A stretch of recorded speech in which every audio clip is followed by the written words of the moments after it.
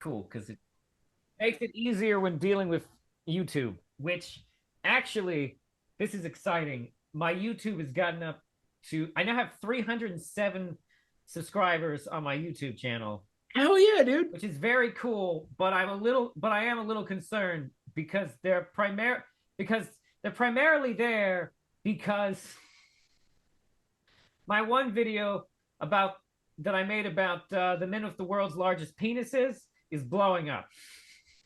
Like literally. It has 37,000 views right now. Is video. Um, That's the kind of content you need to be going for, and Ruben. it has netted me like a good portion of those subscribers I just mentioned, like at least over 100 of them. So Oh, now that's I'm gonna funny. have to make more stuff about dicks. Oh, great! Dicks are my niche now. Yeah. Hey, man. Hey, if you just gotta, maybe you just have to just kind of embrace it. You just gotta embrace the dick. Yeah.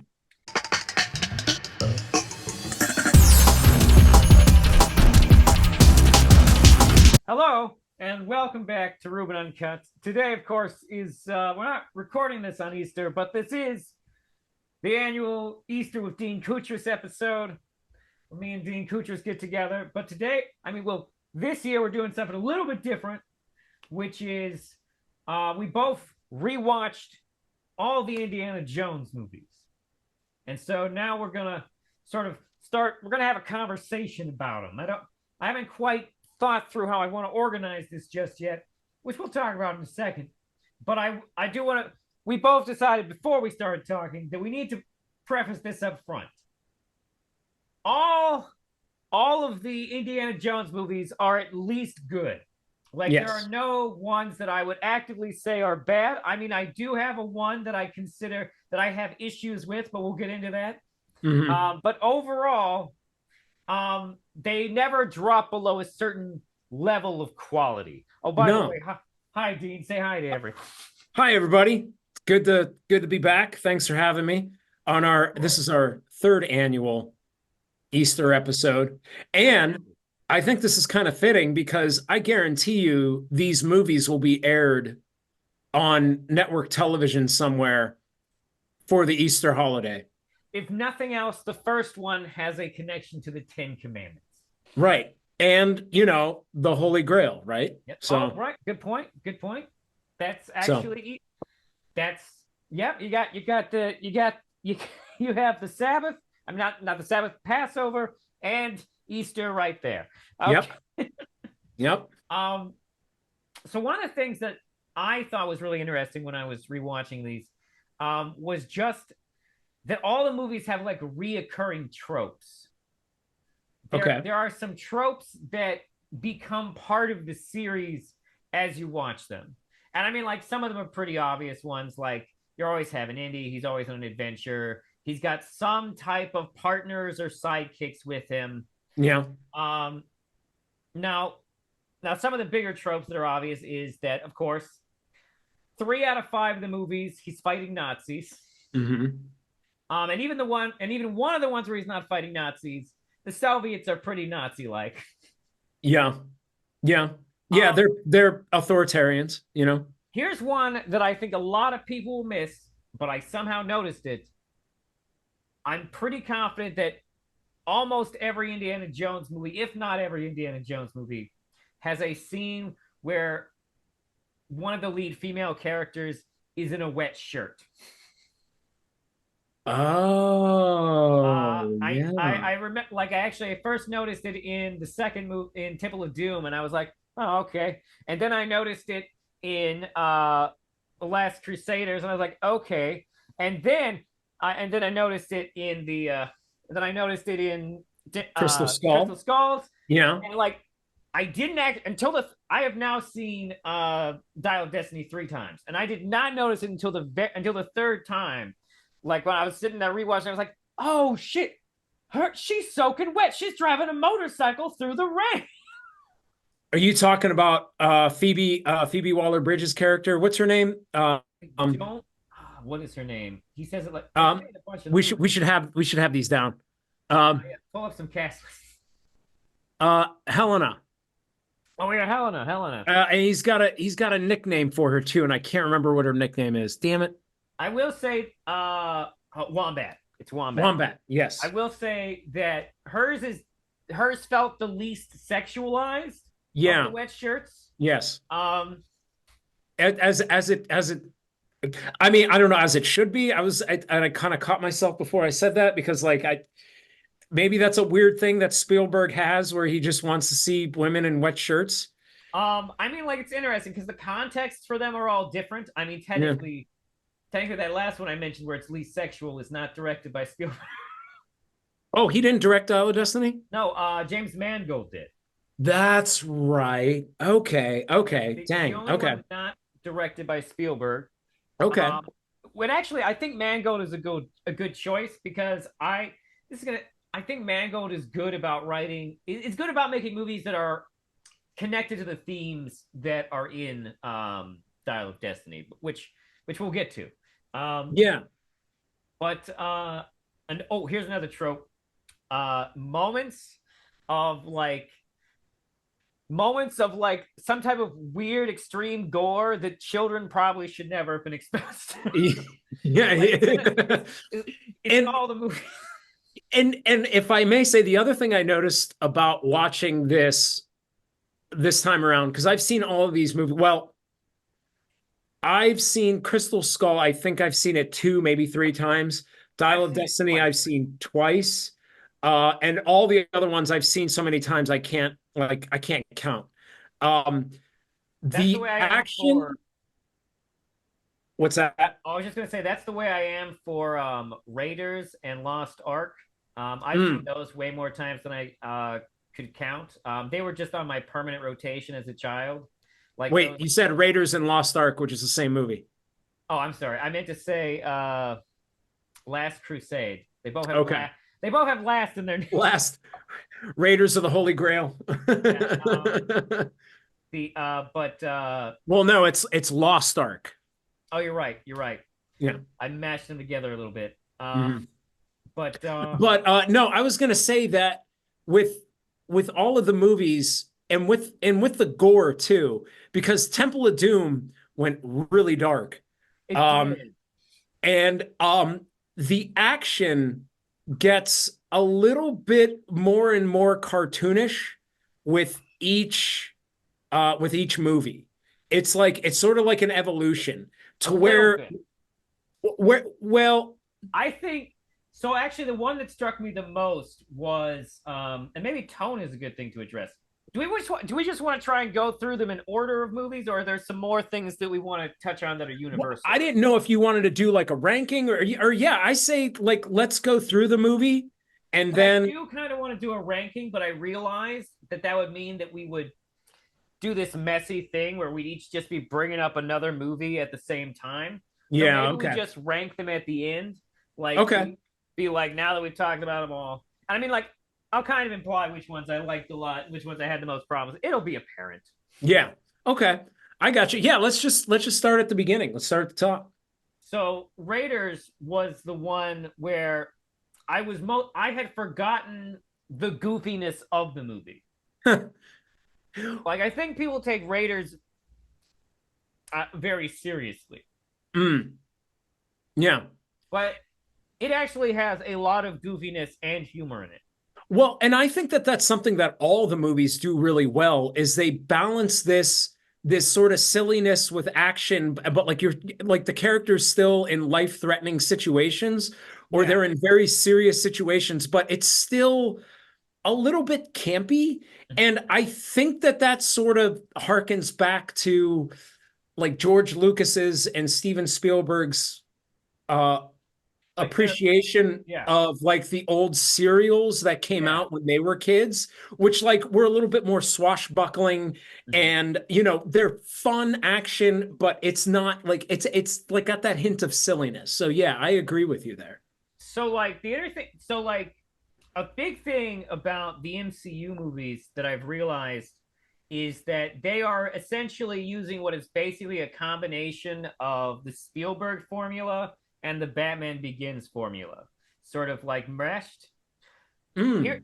Okay, this is the thing I've been wanting to talk about for a while, which is that franchises, any franchise that is has enough movies in it or enough sequels or adaptations, because it's not just movies, it can also happen in other mediums, but movies is very prevalent. They go through a weird phase thing where movies start out typically, excuse me, typically franchises start off on some grounded level. Like a good example are movies like Godzilla and James Bond, Hmm. but also Batman, Yeah. where they will start off in this grounded phase, and then for whatever reason, sometimes it's because they're trying something new, or sometimes it's because they're milking it, like Terminator 3. Uh, Mm. but but there will be an almost like a shark jump moment. And a shark jump is not when something becomes bad, it's when you start to break the reality. Yeah. Because once you start to move a certain way amount away from that the the whole grounding of it, you start to enter this more campy level. And essentially what happens is franchises will enter that and then they will just continue down that camp stream, but it eventually camp wears out a franchise and you have to like go back to being serious about it to get people reinvested. I'm glad you brought that up because I agree with what you're saying and how it's sort of and this is a point that I was going to make about another Indiana Jones movies where they talk about when the series actually jumped the shark. But if you go back and watch Raiders, I mean, some of the stuff that happens is like, I mean, it's ridiculous. Like, Yeah. aside from like the bad guys having bad aim, like he's getting drug from behind a truck, Yeah, good like genes, good what's parents. that? I mean, it's like the action has always bordered on what I call like I would say more cartoonish sort of action. If you want to call it camp, I mean, I don't know what the difference would be. It like I think it rides the line a little bit Yes. because technically to be like full camp, you have to take something very ridiculous seriously. Yeah. And Mm. and Indiana Jones always has a little bit of its tongue in his cheek. It's like they found the Yeah. perfect balance between Sean Connery and Roger Moore. Yes. Because I mean, like that's the thing is that both George Lucas and Steven Spielberg have said that for them this was like their idea for like a James Bond Yeah. character. He's like an American James Bond. Yeah, and Yeah. actually, I think that's a huge part of he when you compare him to James Bond.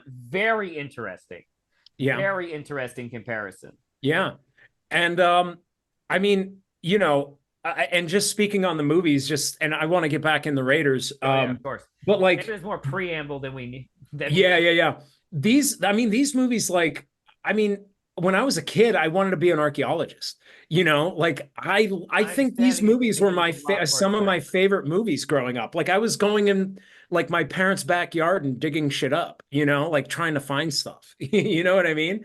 Like I think everybody who watched these movies as a kid, you all wanted to be like this archaeologist, but then you'd find out like archaeologist jobs are not that interesting. They're not going around, punching Nazis and doing all this crazy action adventure stuff. But whatever it is, influential, motivational, inspirational, that sort of thing. Like these movies definitely like played a big part in my childhood. Absolutely. Yeah. A thing so like an interesting thing about the comparison between Indiana Jones and like James Bond is that on a certain level, the concept that James Bond is just a little cold-blooded, even though like he does have feelings, he has fallen in love, there have been stories like that, but like on a basic level, he is like a killer. Hmm. But like and like what he does more out of a sense of like either personal vengeance or like loyalty to the British government. Hmm. Meanwhile, you got Indiana Jones over here, who is interesting because he has been a soldier and he does kill people, but by and large, Indiana Jones is a very ethical person. Like Yes. he has very like it's clear that he cares about doing the right thing, and like even though he does seem to have a total disregard for laws, He does have a moral code that he lives by. Yeah. Yeah. Like I tried to do Yes. I tried to do Indiana Jones's like alignment from like Dungeons and Dragons of like uh lawful good or chaotic neutral and whatnot. And Yeah. it's very difficult to do because on the one hand, like he has a clear disregard for a lot of laws, but he has very strict personal codes that he adheres to. Yeah. But he also is basically a ball of chaos. Like chaos follows him. Well, wouldn't that be chaotic good? See, now that was my first thought, but he does have like much. He has like at a certain level, you could make the argument that he has a very lawful mindset. They're just like his own laws, so maybe Okay. neutral good. I don't, I don't know. Yeah. but like yeah, no, like where he goes, chaos follows him, and he Yeah. makes a mess. Yeah. Oh, that's Oh, another trope that we probably should mention is the fact that he actually doesn't do a lot. well, Like in a I would say this is my biggest criticism of Raiders is that he doesn't really accomplish anything. In fact, he would have been better off letting the Nazis take the Ark and go back to Berlin with it and just freaking nuke everybody. the thing is that's technically true for every movie except Temple of Doom. I would say for the Holy Grail too. Although they couldn't No, get the Holy Grail out. Yeah. they couldn't take the Holy Grail with them, and Oh, they yeah. chose the wrong things, and they didn't know how to get past any of the traps. It would have been a disaster for them. That's a good. I never thought about that way. Yeah. And then you got Okay. Crystal Skulls, the aliens suck up all the commies, Yeah. um, and then Dial of Destiny. We'll get into that in a bit. Yeah. Time travel is something I really want to talk about, but like ultimately, their plan was doomed from the beginning. Yeah. This is another big trope that goes through the Indiana Jones movies. Another great Indiana Jones movie that I feel like a lot of people are going to overlook that I really like is them showing us him as a college professor. Yes. It's that I don't know, the split sort of persona thing where you have um Batman, Bruce Wayne, Dr. Jekyll, Mr. Hyde. You have these two aspects of him. He's this nerdy college professor, and then he's Very this gunslinging hero. absolutely, Yeah. absolutely. Like he's a great character, and like even in the Yes, even great even character. when you're looking at the ones like because there's 5 movies, so everyone's got a top three essentially. Yeah. Like even the ones that don't fall in whatever your top three are still fun to watch and enjoyable because he is such a great character, and it's Yeah. very clear that like I have a theory from what I can tell, Harrison Ford hates being Han Solo and loves being Indiana Jones. That is I what I get from it. That's kind of what I got from it too. But like he's also, I mean, he's great in both, but the thing is he's kind of essential is it kind of essentially the same character. For whatever reason, he likes Indiana Jones more. I don't know what he has against Han Solo. Maybe it's just Star Wars in general. Maybe he was able to find some sort of redeeming quality out of Indiana Jones that he couldn't find out of Han Solo. I don't know. Maybe. Yeah. But Harrison, I mean, obviously this Harrison Ford is a goddamn legend because of this fucking Yeah. movie. I mean, because of Star Wars too, but like, I mean, and getting back to the James Bond thing, like, it would be cool to see another actor try to take on the Indiana Jones, not to put on the hat. But I know Harrison Ford wasn't going to let that happen in his lifetime. I don't know if that'll happen in the future, if they're going to want to reboot it at some point with a different actor. No, I'm sure they could find somebody that to play him, and I they've think it had would be really cool. they've had a few actors who played young him. Well, and I want to get into that's just a comment that I want to make when we get into the Holy Grail. But getting back to the Raiders, I will say, and all of these another trope that they all have too is they all have. Well, I mean, I guess all movies have this, but the MacGuffin. Yeah, yeah. Now, to be fair, not all movies. I wouldn't say all movies have a MacGuffin because, like, there are movies that are where I guess you could say they have a MacGuffin, but like, it's more of like an emotional thing. But yes, in Indiana Jones, there's always a MacGuffin.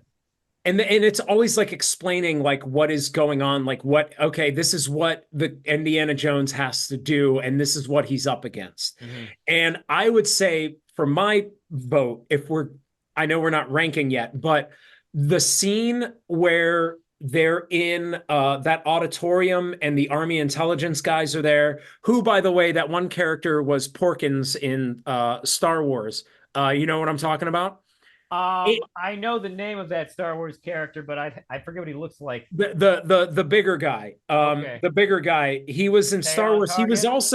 He was also in Batman 89 with Tim Burton. He was Eckhart, Lieutenant Eckhart, that same actor. Oh, yeah. Yeah. But I love that scene where the Army intelligence guys are briefing Indiana Jones and Marcus about it, and they're talking about the arc and everything, and then they're like, we don't know what you're talking about, and Indiana Jones like, didn't you guys go to Sunday school? Like, I don't know, just that moment, that scene, I think that's the best MacGuffin of the series. One thing I really love about the series is that it stuck with the idea, like it never, it always wanted to be a period piece. Yeah. It's not like James Bond where they like tried to keep it relatively in the period. The time period that the movie takes place in is significant. Yeah. Mhm. And Yeah. it's sort of, it has to be in this, well, the first three movies are, post or Depression era movies, Mhm. pre World War II, like that 1930s. So yeah. And Yeah. then the last two are post World War II. Yes. Which is interesting, which watching it the second time, I really like that. Yeah. And Yeah. I think it's an interesting nod to like the James Bond influences when we find out that he also spent some time in the OSS in World Yes. War II. Yeah. Yeah. Mhm. Um, yeah. I also I think Karen Allen as Marion Mhm. is spectacular. Oh yeah. I think she's the best love interest that Indiana Jones Yeah. has.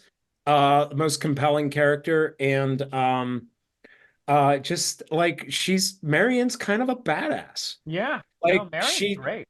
yeah, I mean, she's like just a kick-ass character, but she's also very sweet. And, their relationship is obviously problematic because of the statutory rape situation that is heavily implied Yeah. or Yeah. assumed. Yeah. I mean, it's pretty clear in Raiders, but you forget about it because their characters feel right together. Uh, Yeah. Yeah. Yeah. and also like in some fairness to it, in the 19 what would have been like the 1920s, Yeah. not as unusual.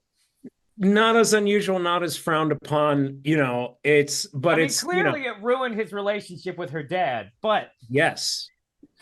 but still, like, no one tried to put him in jail back then. They were like, oh, No, damn it, you no, got to her.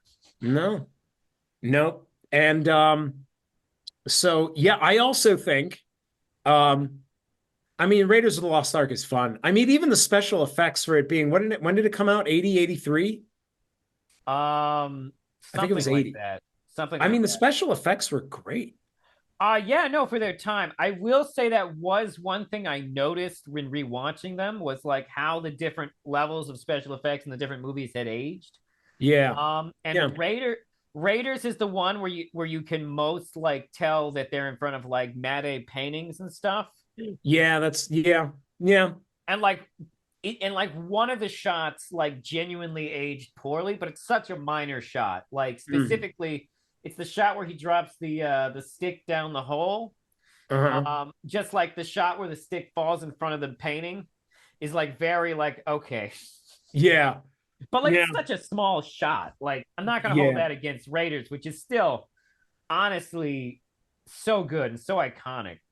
Great iconic action movie. I mean, yeah. Well, yeah, absolutely. I I had forgotten like I had been going through a thing that I didn't realize I was going through, which was where I had sort of like forgotten why we love Steven Spielberg. You know, like Uh-huh. the last couple of things I'd seen from Steven Spielberg, one of them was Ready Player One, which I think is an abomination, and The Fablemans, which I thought was decently well made, but kind of tedious and not for me.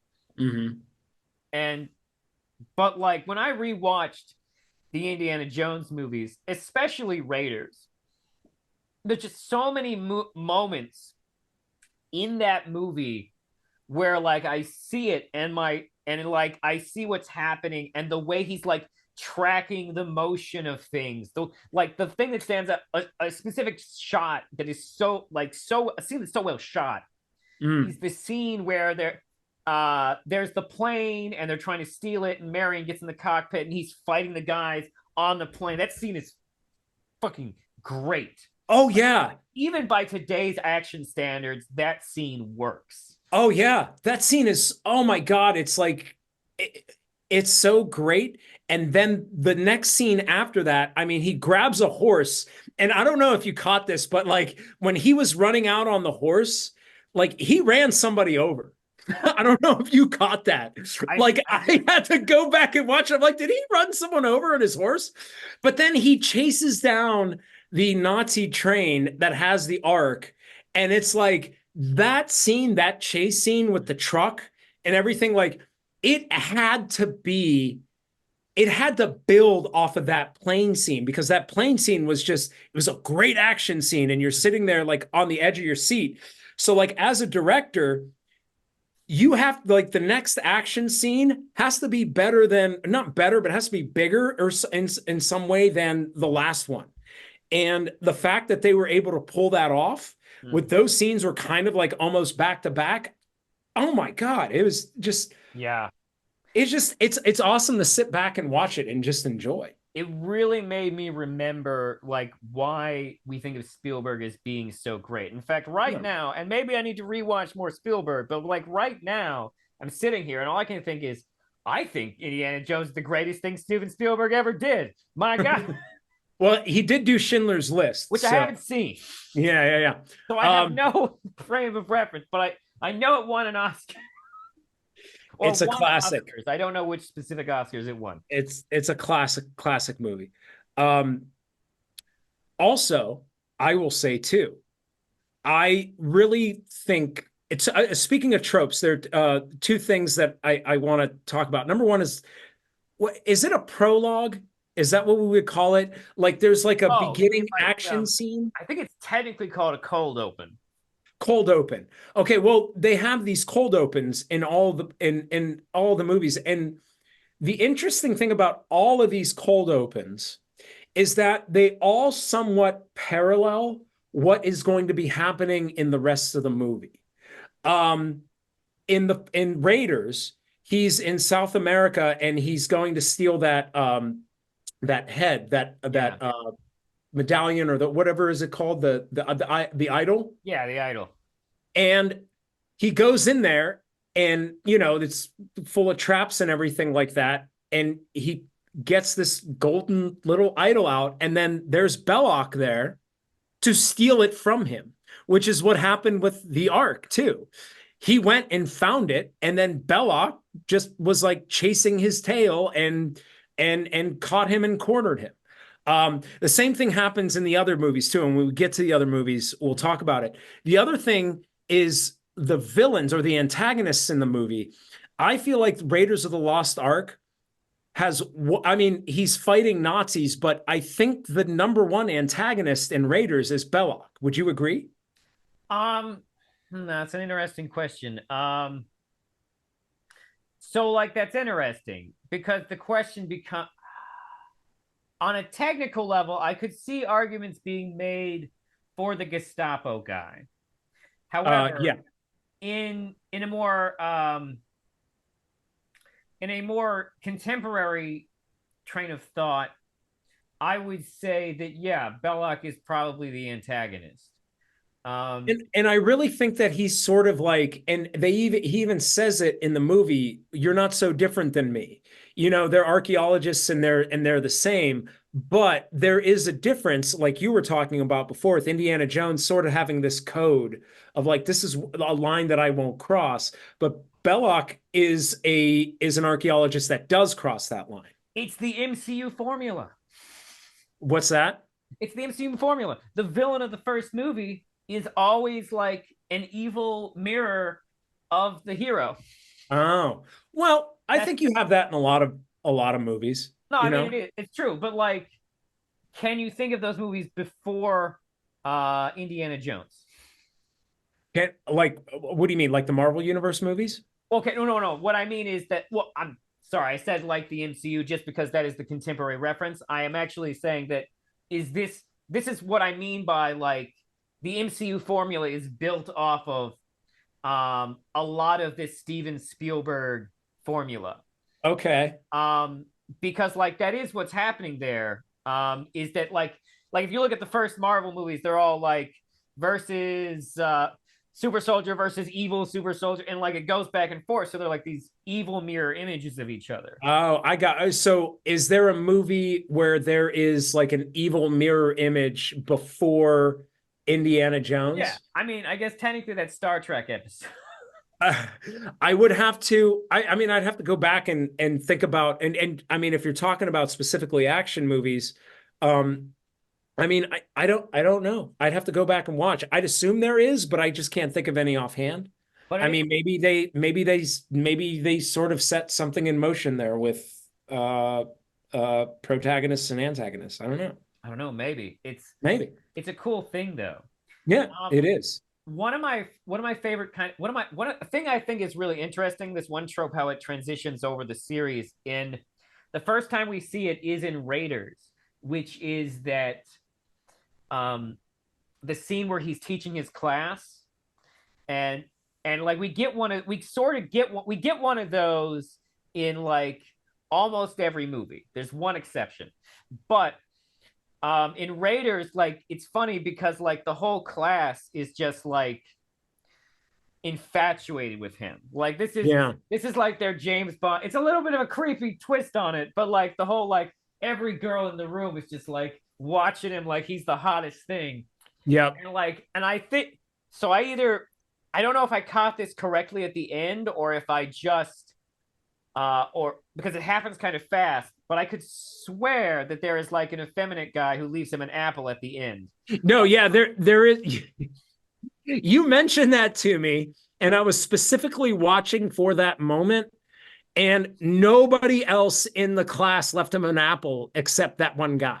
Mm-hmm. And I just thought I always noticed it. I always noticed that moment, and I was just like, oh, that just must be like a teacher trying to, or a student trying to kiss up to the teacher, and students give teachers apples, and like that was always sort of a thing. Like I even remember when I was in grade school, it was like, oh yeah, be nice to your teacher, give her an apple. Like, okay, I don't know where that came from. That would be interesting to research, but I would speculate that it's that secret woke Hollywood messaging they've been telling me about. Oh, well, the woke Hollywood liberal Marxists are telling them. Sorry, I'm trying to get in the Jordan Peterson. Did you see the little gay boy give him an apple? That's the Marxists. He's sharing with him the resources, and that's woke liberal Hollywood telling you that you need to share your resources. Of course, it can't just be women who are attracted to Indiana Jones. That would be too heteronormative.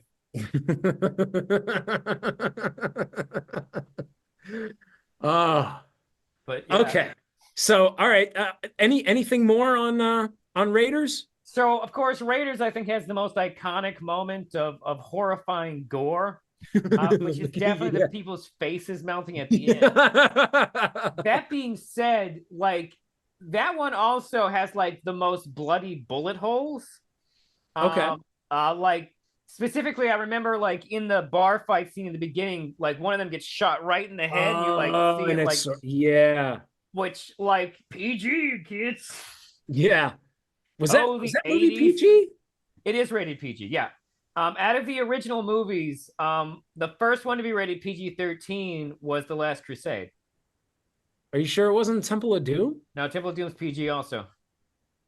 I No. know, I know. The '80s, man, the '80s. Wow. Okay. How do you feel about the ending of Raiders? Like Um, the Ark being locked away in this warehouse. By the way, spoiler alert for anybody who hadn't seen it.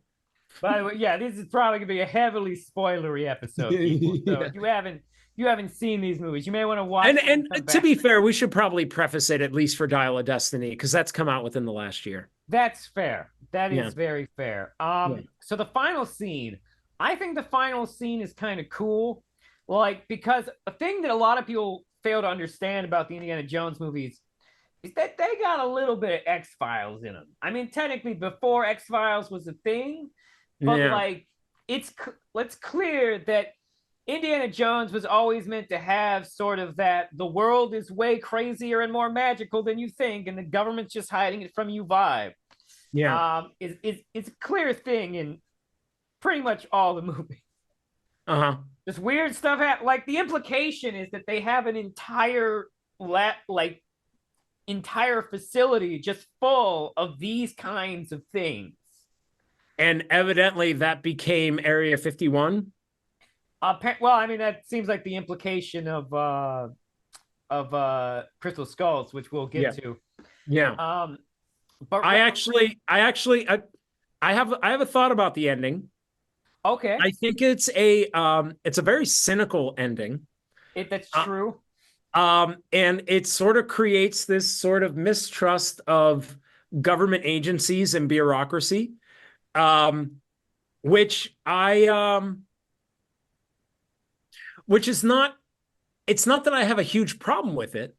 I just it's not my favorite way to end something.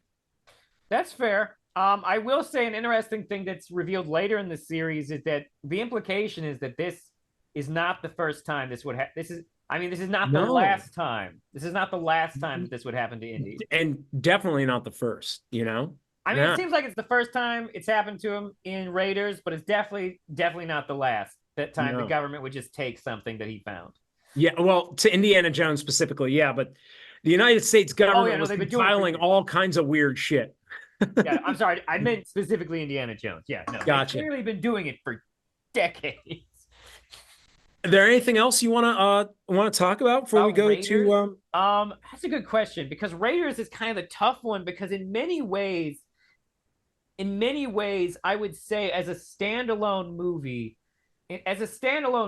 it's just very close to like very perfect. I don't have a lot I don't have a lot of criticism for Raiders. Like specifically like have some parts of it aged kind of poorly, but yeah, but that's just technology mostly. yeah. Like in many ways, Raiders, for any type of criticism you could say for it, or you could maybe say it's not your thing because of you're just not into those types of movies, is honestly very close to like a perfect action adventure movie, I think. Yeah. Yeah, I Um, think structurally, I think you're right. Like it's yeah, very clean in terms of acts, you know. mhm, The action, everything moves along, the story is clear. mhm. Uh yeah, I tend to agree. Is there anything I meant to do a little bit of more research on this, but I know there are some like racial stereotypes, and maybe we'll get into that more into the next movie. Right. Is there Just reminding something me. in Raiders that was a little bit problematic? And was it the natives at the beginning of the movie? Um, I don't know specifically what. I'm sure it's been accused of problematic things, Marion notwithstanding.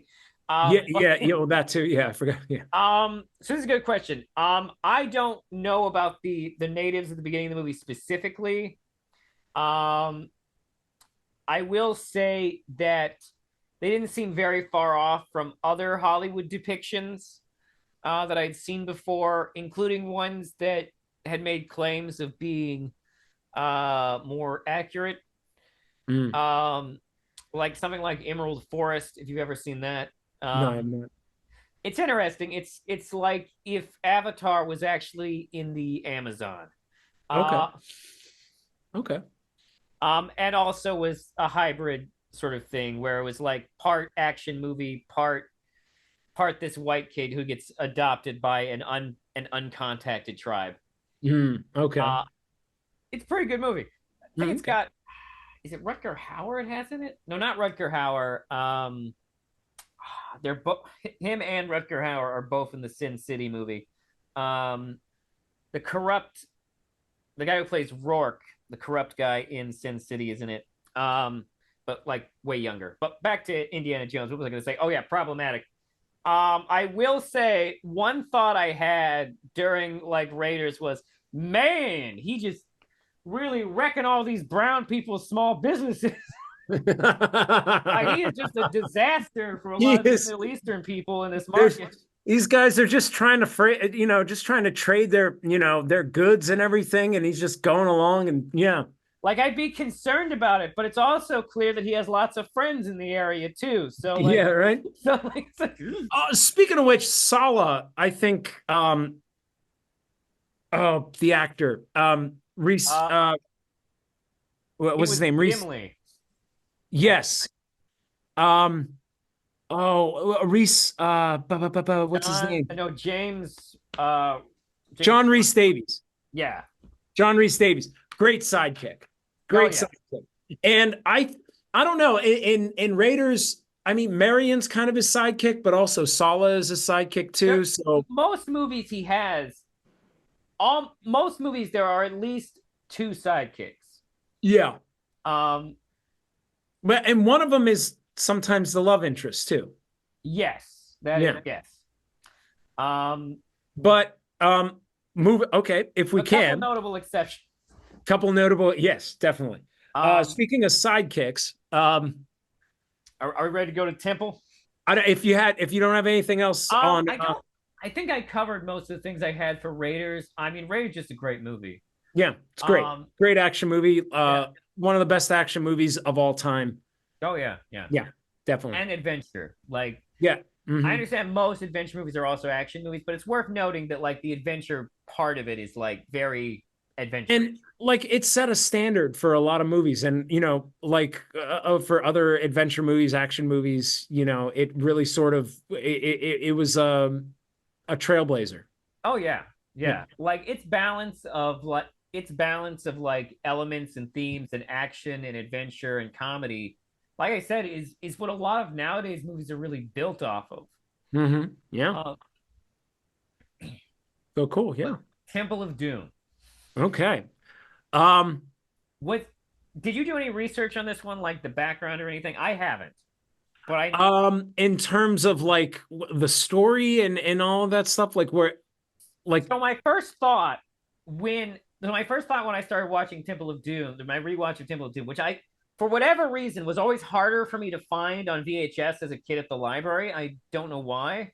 So while I can't count the number of times I've seen the other ones, I've probably seen Temple of Doom like 5 times.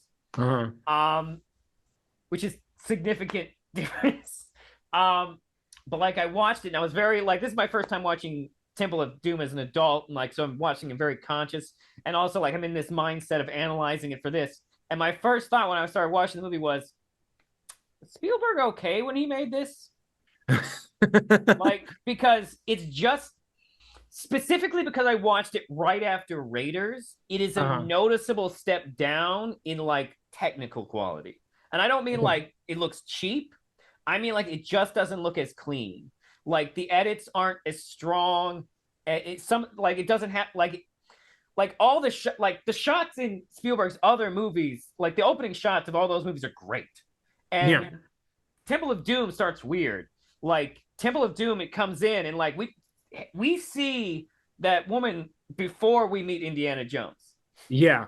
Like the camera like specifically takes us to her dancing on this stage, and it feels, I don't know. And like, well, just sort of some of the technical choices they made for that one.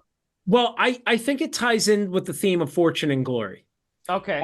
With like glitz and glam and money and style and that sort of thing. And I think that that sort of plays into it because I was watching it again, for the first time in a really long time with a critical eye. And I was like, that opening did sort of strike me. And it was just like, okay, this is an Indiana Jones movie. And yeah, and there's like She had sparkles and diamonds and all of this stuff. And it's like, oh, that's where they were going because that I think ties into the theme of the movie. And I think that that's why that was done like that. so I will say though, she has easily well, I shouldn't say easily because Marion's been in more than one movie, so Marion technically has the most screen time in all the movies. But that bitch, for whatever reason, Well, I think it wasn't that Spielberg's wife at one point or girlfriend. I've heard that. The thing I'm not clear on is if that happened before or after the movie. Their I relationship. think it was before. Okay, then that means that explains Yeah, I'm the pretty family sure that that dynamic. was the story. That's why she got cast in the role because Hmm. she received some criticism for her performance. And watching it, like, I didn't think it was like it was that bad. I found her character to be more annoying than anything.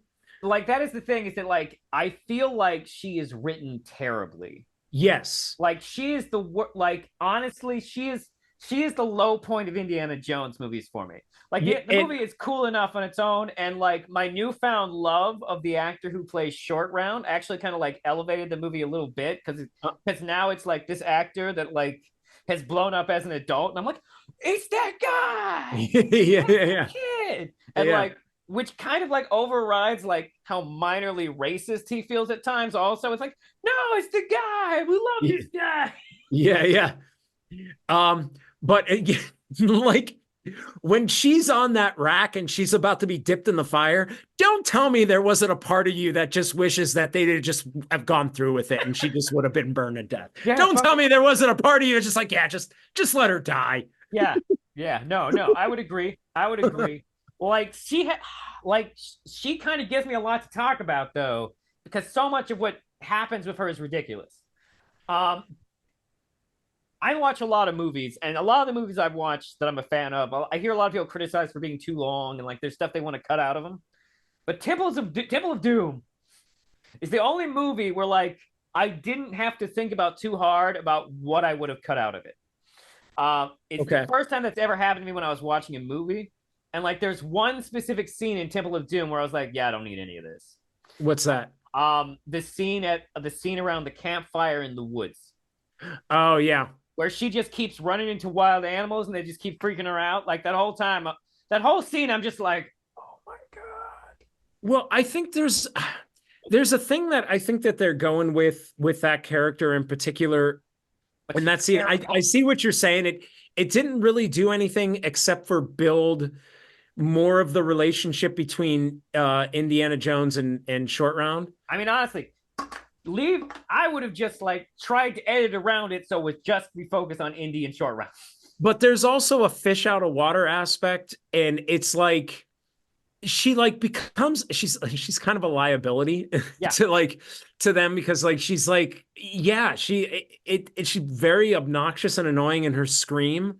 Like how much did she get paid per scream? Like like my probably not a lot when you would break it down. the worst, like one of the moments where I most went like, "Oh, you got to be kidding me!" Though was like specifically to her writing. Like for all I know, she's a fine actor in something where she isn't written terribly. Yeah, yeah, exactly. But like the one moment where I was just like, "Are you kidding me?" Beyond that scene, I just said I would cut. But but like, is this moment where they're like watching the ceremony and she's like freaked out and she's looking the other way, and then like she hears Indy say the word diamonds and she's just like diamonds, and like she like swings around to see what they're looking at, and it's Diamonds? like really, Are we? Yeah, really yeah. like That's a moment. Yeah, like really, you're that obsessed with diamonds. But again, it's going with this whole fortune and glory thing, and then also too, I think but like it's there's another thing going on here with colonialism and extracting resources from the native people who live on the land.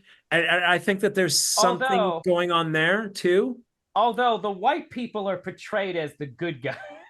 Well, yeah, and that's kind of one of the problems with the movie is you kind of have this like white savior complex thing coming in. Mhm. You know, it's and I understand like watching that movie now, I can see where people come up with that Well, criticism. that's more And near and the and end. We'll get to that. and and and also like you asked me if I did any sort of research in this movie. I was sort of researching like the problems that people had with this movie. And I will say this movie did a lot of harm, I think, by creating some sort of negative stereotypes about Indian people. And They don't it eat monkey brains. no, Indian cuisine, like they set that back like so many years with that scene. And I mean, I guess it's like serving the purpose of it being like this castle that they're in and these people that they're around is very uncomfortable at the very least. So like there's some fucked up shit going on. So okay, maybe these are bad people. But And like it's also just a series of unnecessary gags. Yes, yes. Yeah, exactly. While the exposition is going on between Indiana Jones and the Prime Minister and that British captain was there because, you know, that Yeah. India was still an English colony at the time. Um, so Yeah, no. One almost has to wonder if there was like some things like, okay, now Steven Spielberg's girlfriend here, she's gotta have something to do in every scene. Even scenes where it's not important. Oh no, yeah, she gotta have something to do. Like what? How about some shtick? Okay, like what? Maybe the food's gross, so she gets okay. uncomfortable with it. Isn't this just another version of the joke we did where she's constantly scared about animals in the jungle? Yeah, it's called a Yeah. fish out of water story. Do it. We need Yeah. we need to keep Steven Spielberg happy. Put it in the script. Yeah. That's a I never thought about that before. That's a really, really good point. It's almost gratuitous. Yeah, and she has stuff like that all throughout the movie. Yeah. It's Yeah, like she does. it's like someone was like, we should give the woman more screen time, but we're Yeah. still gonna have her be written by a man, right? Oh yeah, definitely written by a man. Which, like, don't get us wrong. There's nothing wrong with having a woman have more screen time. Yeah, Absolutely not. but It's like just like, but like, when you and use it, even like even that the scene where they're after he drinks the blood and like he comes back to and they're freeing the children and they're fighting all of the guards and all of that, like she's sort of standing there. And I don't know if this is one of the things that you were when you were talking about just like how it was edited so awkwardly.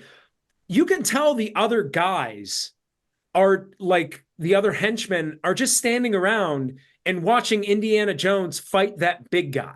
Like yeah, why didn't they apprehend her? Why didn't they like go after Indiana Jones? Like, okay, he's fighting this big guy who almost seems indestructible, which like was a little bit ridiculous, like how insanely strong that guy was. I mean that's kind of building on another Indiana Jones trope though, which is there's some big guy who his physical violence is no match for. Right, right. Yeah, that's a good point. Except I don't know if that happens in the Last Crusade, but I don't remember, but I know it's in Crystal Skulls, Dial of Destiny, Temple of Doom, and Raiders. and Raiders, yeah, yeah, yeah. But yeah, that's a good point. But yeah, it's anyways, she's just standing there. She has nothing to do, and it almost felt like it was like, hey, we need to put the camera on her while she's punching and get him, yeah, like that. And it's just like, Oh right, she just stands there and cheers him on, just like yeah, yeah, and like occasionally she'll throw a rock at him, you know? oh my God. Yeah. Yeah, no, see, like that's kind of it's stuff like the thing is the movie's kind of full of stuff like weird shots and like edits like that, which is kind Yeah. of what like I do Temple of Doom is probably the one I have the most negative things to say about it. You But know, I will say there are things about Temple of Doom that I enjoy and that are very interesting. yes. Like, Go because ahead. they made Temple of Doom before the tropes were fully set. Hmm. Like, so Temple of Doom is actually the one that's missing the most Indiana Jones tropes. Okay. Like most of the tropes in Indiana Jones, we can pull back to Raiders. It's Hmm. almost like when they went to do Last Crusade, they were like, you know what? Let's try and go back to what we think really made Indiana Jones a cool character.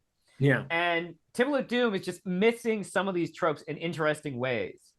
Like, it's the only Indiana Jones movie where Indiana Jones does something and like has a Yeah. very specific drive to do something. And that drive isn't to put something in a museum. It's because Right. he believes it's the right thing to do. Well, not at first.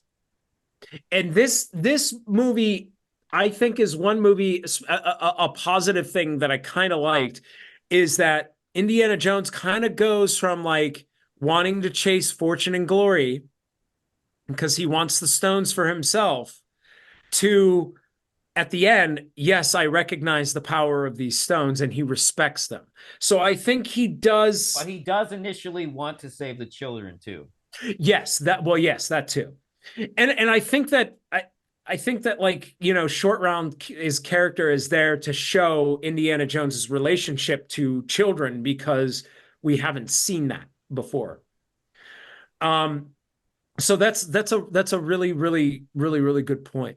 The other thing I would say too is you do see Indiana Jones, but he's like you don't see him as a college professor, but Yes, that's one in that's missing. that cold opening, he almost looks like James Bond with Like, that white coat and the tuxedo. technically, Temple of Doom also has the most different cold open. And the reason it's the thing that makes it different is that its sequences don't just like there's sort of like a lateral movement from the cold open into the stories with the other ones, with the exception of, I mean, Raiders cold open has connections, but like not as many as I'm sorry, No, not Raiders. Crusade has less connections to its thing. But like with Temple of Doom, like the events of the cold open actually do set in motion the actual events of the movie. In fact, I'm not yes. even sure we can call it a cold open the way we can with the other ones because it's Well, more. Crystal Skull does that too. That's true. That's true. Although Crystal Skull hides that it's doing that until a certain point in the movie. But yeah. That's a good point because there is like with Crystal Skull there is sort of a cut to the action and then they go back to like they have some more scenes building into it. Mm-hmm. Um Yeah, and like we don't know that what happens in Area 51 is coming back until a certain point in the movie. right. And yeah, you're right. And speaking of the action getting a little bit more and more ridiculous. So two things about the jump from the airplane Mm-hmm. on the life raft. All right. So a couple of things about that. First of all, I was going through my Instagram reels and one came up where it was like a film editor and he was watching like it was a clip of him watching the clip of when they jumped out of the airplane and then they landed on the hill and then the raft inflated and then they started sliding down. He was looking at that and he was like, "Oh my God, they shot that in one single shot." Like there was no cut. Like I don't think that there was a stunt person that was in that. I think, and the guy even said, he's like, I think they're dummies in it. But from the moment that that raft leaves the airplane and is pushed out of the airplane and it drops down to the ground, that is a single camera following that down the entire time, which is really incredible technical work. On the people who were the props people who probably put the dummies in and probably like had the life raft to the crew whoever was pushing out the raft to the cameraman, the DP that was following that all the way down and everything just sort of happening when it happened and the directing obviously. Like that is a really cool shot. However, talking about how the action in my mind just this is a to me this is a jump the shark moment, is when the raft goes over the waterfall, over the cliff, and then lands in the water. Like that to me, if you're going to criticize a nuclear bomb, like a lead fridge protecting you from the nuclear bomb, like you're not telling me that the action in this movie was not already ridiculous and, oh, that can't happen in real life. Well, look at this. This would not happen in real life. Yeah. This is action bordering on cartoon, Mhm. and between like sort of reality and cartoon. And this is a time where it sort of firmly steps into the cartoon realm in my mind. I will also say Temple of Doom, like I still think it's a cool action sequence, but Yeah. like it Temple of Doom's most iconic like action sequence is the most ridiculous of the iconic action sequences in the Indiana Jones movies, which is the minecart chase. Oh yeah, yeah, Like yeah. like this is the thing I noticed is that like every Indiana Jones movie has at least one really great sort of like vehicle based action sequence or Yeah. whatnot. And in Temple of Doom, it's a minecart. Yeah. That's really all they can work with at that point. Yeah, no, like in Raiders, it's a big plane. In Crusaders, it's that tank sequence, which I want to talk more about later. And Mhm. and then well, we'll think about more when we get to the other movies. But yeah, like with them, with this minecart. Yeah. Which Like I mean, I we're gonna actually kind of that's one of my favorite parts of that movie is the minecart chase. I mean, because it's the most fun. Yeah. So I will say one comedy piece that I actually enjoyed in spite of myself in Temple of Doom is the part where like they're trying to bone, but like at the last second their egos get in the way and they decide that they're each gonna play hard to get. Yeah. Like that moment I was like, okay, this is still in the same line as some of the ridiculous shtick I don't like in this movie, but I'm willing, like if this were the only one, I'd be fine. Yeah.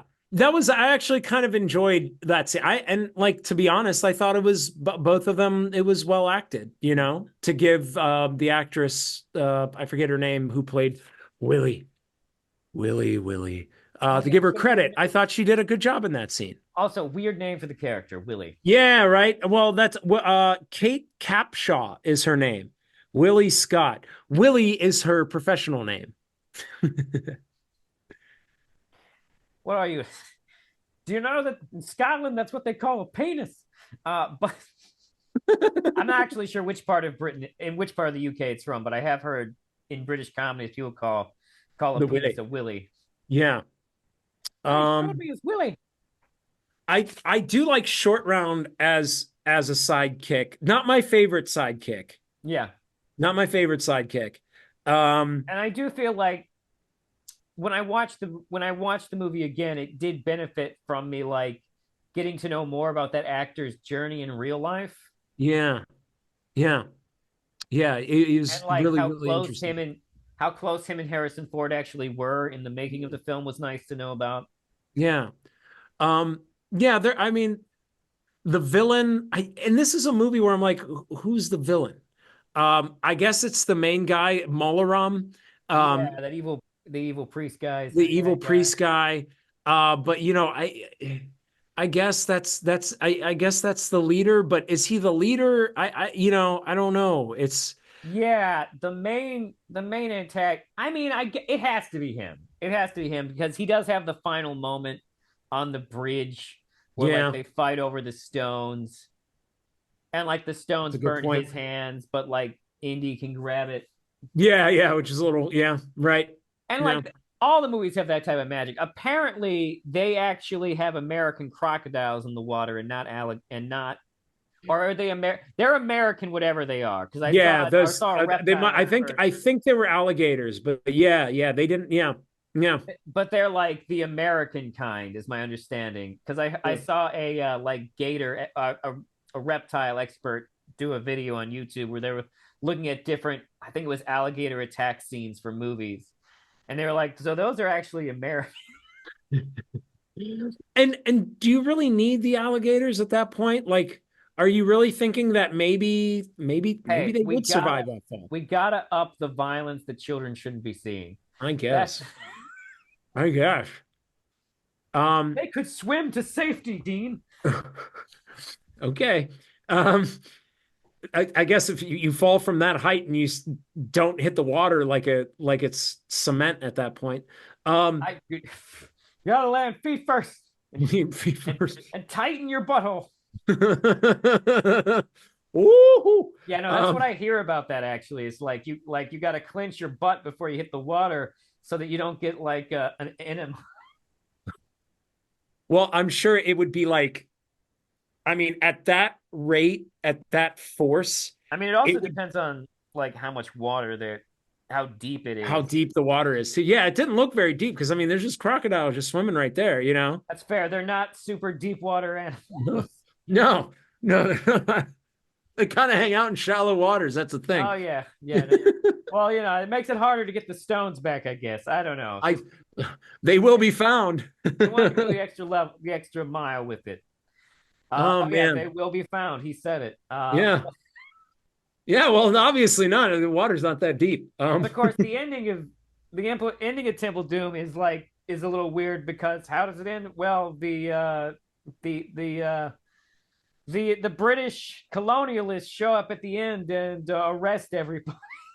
Yeah, yeah. It sort of They paints come them as the good guys in this situation. It's like, oh, okay.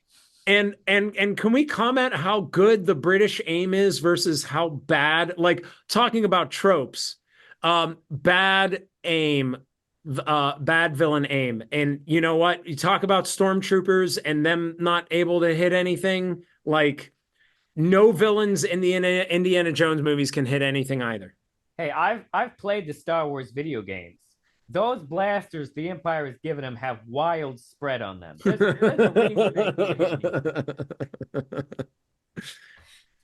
they You would have thought with all of that money and all that capital, the Empire could have invested in some better blasters. It is a cruel joke that a blaster with that type of spread has a scope on it.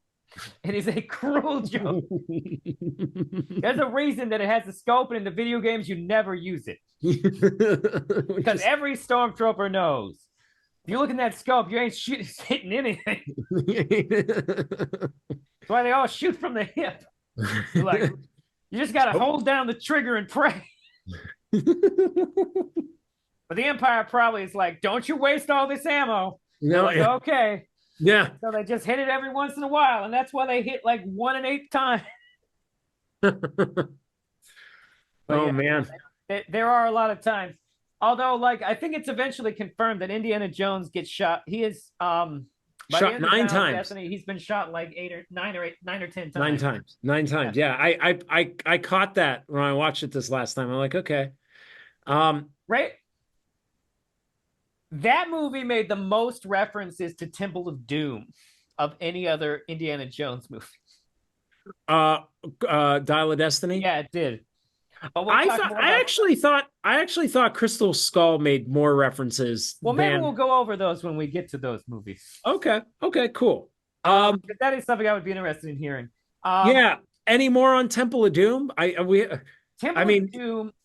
of Doom is overall fun, but like it feels like it is the most flawed on every level of any of the Indiana Jones movies. It's still way better than some of the most mediocre movies in other franchises. Yes. But like, I do think it is the weakest of the Indiana Jones movies, just because for a couple reasons. One, a lot of the ethnic stuff was terrible at the time, let alone aged poorly.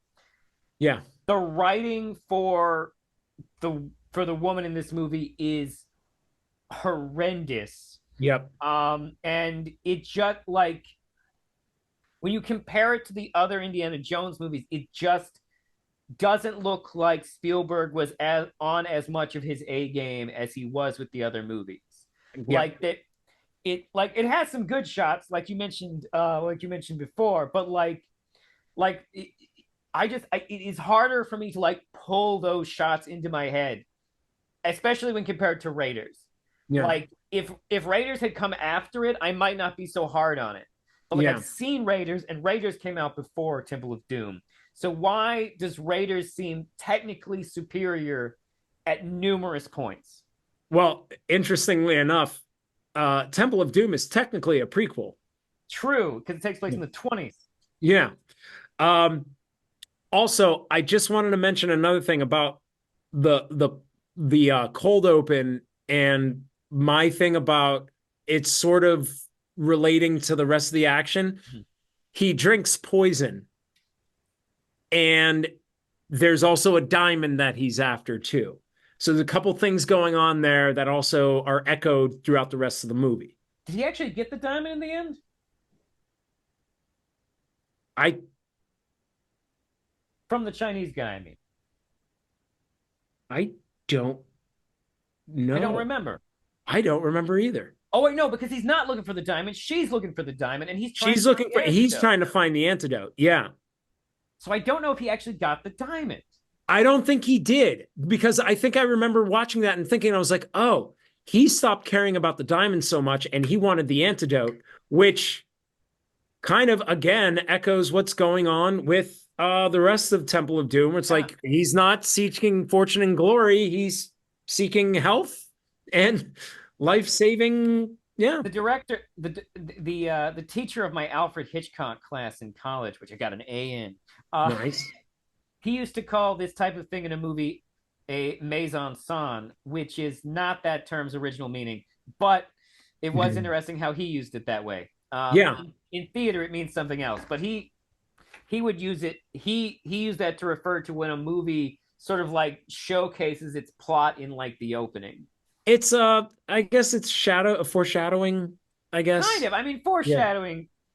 I mean, you could call it foreshadowing. I think it counts as foreshadowing. I mean, typically when we think about foreshadowing, it's normally smaller things like in Lethal Weapon, they show you the nail gun, so you know someone's gonna die from a nail gun. Yeah, yes, yeah.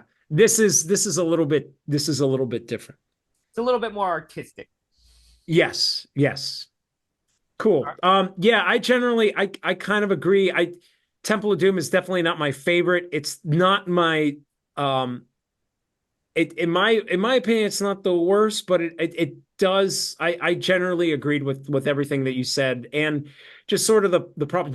When it came out, it was banned in India. Like they That's wouldn't. not That's not surprising. No, Not surprising. no, I'm not surprised either. Yeah. India is very particular about religion too, so like that probably didn't help. Yeah, and that's the other thing that Indiana Jones does. They sort of take religion and folklore and they kind of put their own Spin on. spin on it. Yeah, Yeah. yeah. Which, speaking of religion, that Yeah. brings us to the Last Crusade. Yes. Um, Honestly, I love the Last Crusade, I love The Last Crusade too. and I had forgotten that I loved the Last Crusade until I rewatched it. And Yeah. when I rewatched it, like there are several things that stand out about it to me. The big one, of course, being, of course, Sean Connery. He's the best sidekick. Uh, He's my vote for the best sidekick. so actually, no, there's definitely, I'm not sure, but there is definitely a strong argument for that.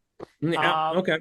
I'm just not emotionally sold yet, but like logically, I'm thinking it through, and I'm thinking you might be right because so the thing is, I don't want to get into that just yet, but like the thing about the Last Crusade and and Sean Connery as his dad is that not only does it bring us full circle back to, oh, this is their version of James Bond, but like Yes. it's sort of the thing that also elevates the Last Crusade. It's the thing that says, how can we expand on Indiana Jones himself? Yeah. Because I think around this time, like this, I forget if it came out like how far after it came out they did the Young Indiana Jones series. I think the Young Indiana Jones series came out, I think, in the 90s, if I'm Yeah, not I know mistaken. that. I believe it came because Last Crusade came out in 89. Oh, was it? I thought it was 91 for some reason. No, it's 89. 89? Okay, then never mind that. But like the way it expands upon his character is not something you would see James Bond do. Yes. Because Yeah, there's yeah. don't get me wrong, there are a few typically really great James Bond movies that like really do attempt to do things with James Bond's character. But a lot of James Bond movies just run off the basic concept of he's James Bond. This is just another one of his awesome adventures. Yeah. But like there are, like, honestly, in my opinion, the standout James Bond movies, and this is part of why I like the Daniel Craig ones, is that really put in an effort to do something with his character sometimes. It's why Yeah. it's why GoldenEye is the best Pierce Brosnan one, because it Hmm. actually explores his character. Hmm. Um, and but like that's what's happening here with Indiana Jones and his dad. Is it really gives us this new look into him and like how his father shaped his life and stuff. Yes. And Also, and and oh, go ahead. Go ahead. Say I was something just else. gonna say, although actually, you know what, you say your thing because my thing probably less connected to what I said. Well, this is my favorite part of this movie is that you have that theme of father and son, and you have the redemption of the father through the son and the son through the father, which is an underlying Christian theme as well, which plays very, very well into this movie. And the cold opening, talking about father-son relationship, you have his actual father, who you don't see. All you see is his hand or his arm, and he's just writing in his diary, and he's very distant. He's not interested in what's going on in his son's life at all. Mhm. But then you have this other guy who, like, when you see him, you're like, from behind, you're like, is that Indiana Jones? Like, what's going on? I thought, wait, what's going on? Yeah, no, And they're he, clearly trying to psych you out because they don't want you to know the kid is Indiana Jones for a second. right, but the end of that cold opening is him giving the hat to Indiana Jones and sort of a way like baptizing him, and like that guy as being more of a model father figure than his own father. Mhm. But the beautiful thing about this movie and the character development that you see is that you see that his father, like you were saying, he believes in something, Mhm. you know, and he says it's like it's a race against evil. You know, it's not archaeology, it's a race against evil. This is like his calling in life. He felt like he needed to find the Holy Grail and to keep it in the hands of good people, because if bad people got a hold of it, they would do terrible things to the world. So it was like it was, and you see that instilled in Indiana Jones all throughout, but that's a part of who he is. Like you're talking about, chaos follows him everywhere, but he does always follow a certain code. Very true. Yeah, Excellent points.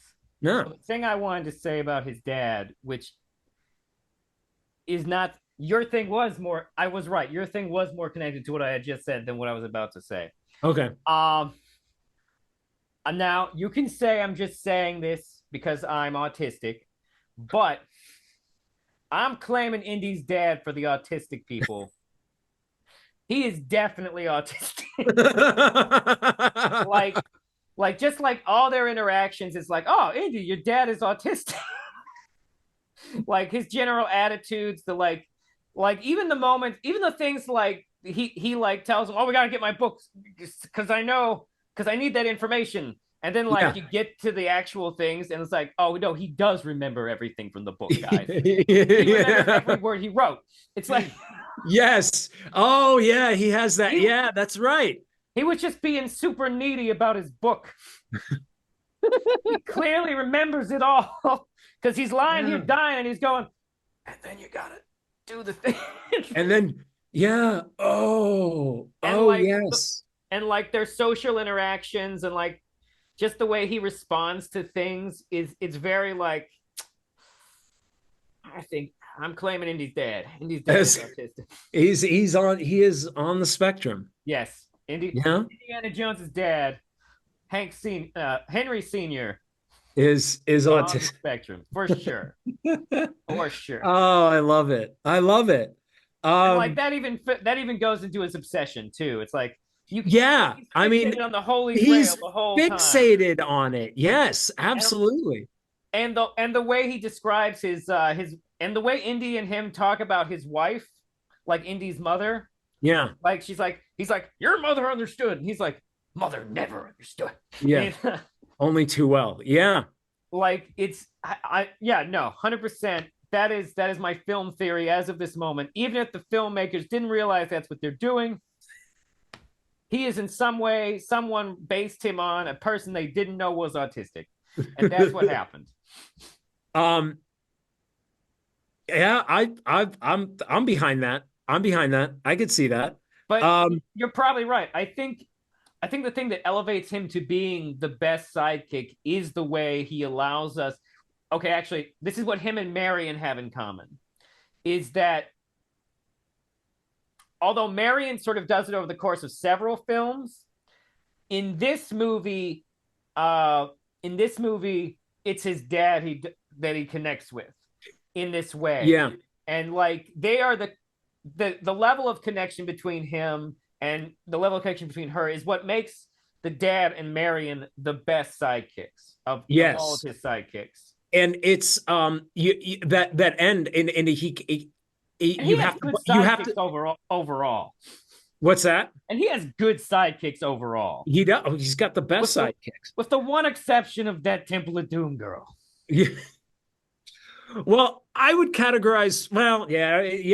Okay, sidekick lover. Yeah, if we had to pick one, I guess you would say sidekick for And her. But Marion's I mean, technically both also. yes, exactly. Um, The but never you have to believe. You have to believe, and like getting him to like the search and in this what is it, the MacGuffin. yeah. In this one, Marcus, when he's talking about the Holy Grail is the search for the divine in all of us. And it lays it out very quick and clearly. And it's about believing, it's having a faith. And I don't know, I think that's something that's really beautiful. And like the connection to his father, that's what his father kind of got him to do, you know? Well, And I think, that ties in with Marion too. Yeah. yeah, for sure. Yeah. Um, he has one love interest who I would not truly categorize as a sidekick, and it's from this movie. Elsa. Yes. Yeah. Well, while she does briefly have adventures with him where her actions are comparable to his sidekicks, she is ultimately part of the antagonist crew. Yeah. And she is ultimately her purpose there is to ultimately betray him. Also the part that him and his dad have both had sex with her is hilarious. Oh, that's so awkward. That is so awkward. Oof. Yeah, Oh man. I And what a cold, calculating bitch.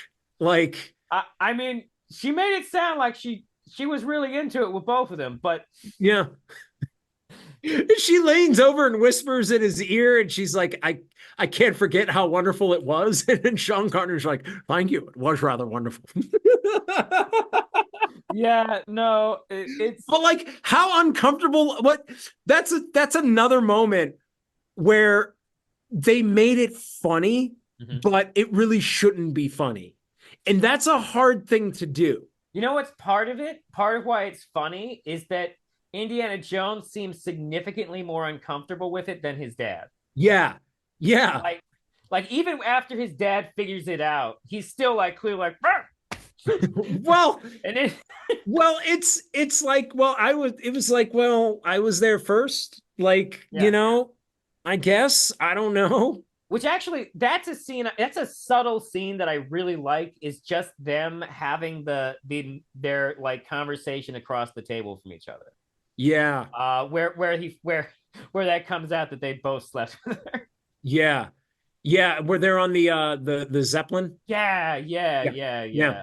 yeah. Oh, and talk about iconic scenes like he punches the Nazi and throws him out the window and just says, no ticket. And then everybody starts handing him tickets while he's dressed up as the waiter. Yeah, I Oh, mean, that's great. it like the thing is that it like if you stop to think about the fact that he's saying it in English, you should be like, wait a minute. But like in the moment, like that scene is great. Like, and Yeah. it's so iconic. They even like reference it in like other movies like Dogma. Yeah. Yeah. That's Silent Bob's only line after they throw the demons off the train. It's like No no ticket. ticket. Uh, Oh Um, yeah. uh, I also another great moment is when they think that Indy went over the Yeah. cliff on the tank. Let's back up a second though, because I want to talk about this because the tank action sequence Okay, go for it. is fucking gret. Like Yeah, it might be one of my favorites actually from the Indiana really. Jones. It's at Okay. least as good as the plane from the first movie. Okay. Um, even though honestly, I would say that they are both great for very different reasons. Hmm. Like just like the way the plane is shot and like the tracking of it is Hmm. just like the way you can see the fire move into this in as the within the shot, like it's not a separate cut, like it's Yeah. part of the moving action. Fucking fantastic. Yeah. But like the tank scene is also great because it's just fun to watch because there's so many moving parts to it. You have like the action inside the tank, you have the action, and then you have the action going on with Indy outside the tank.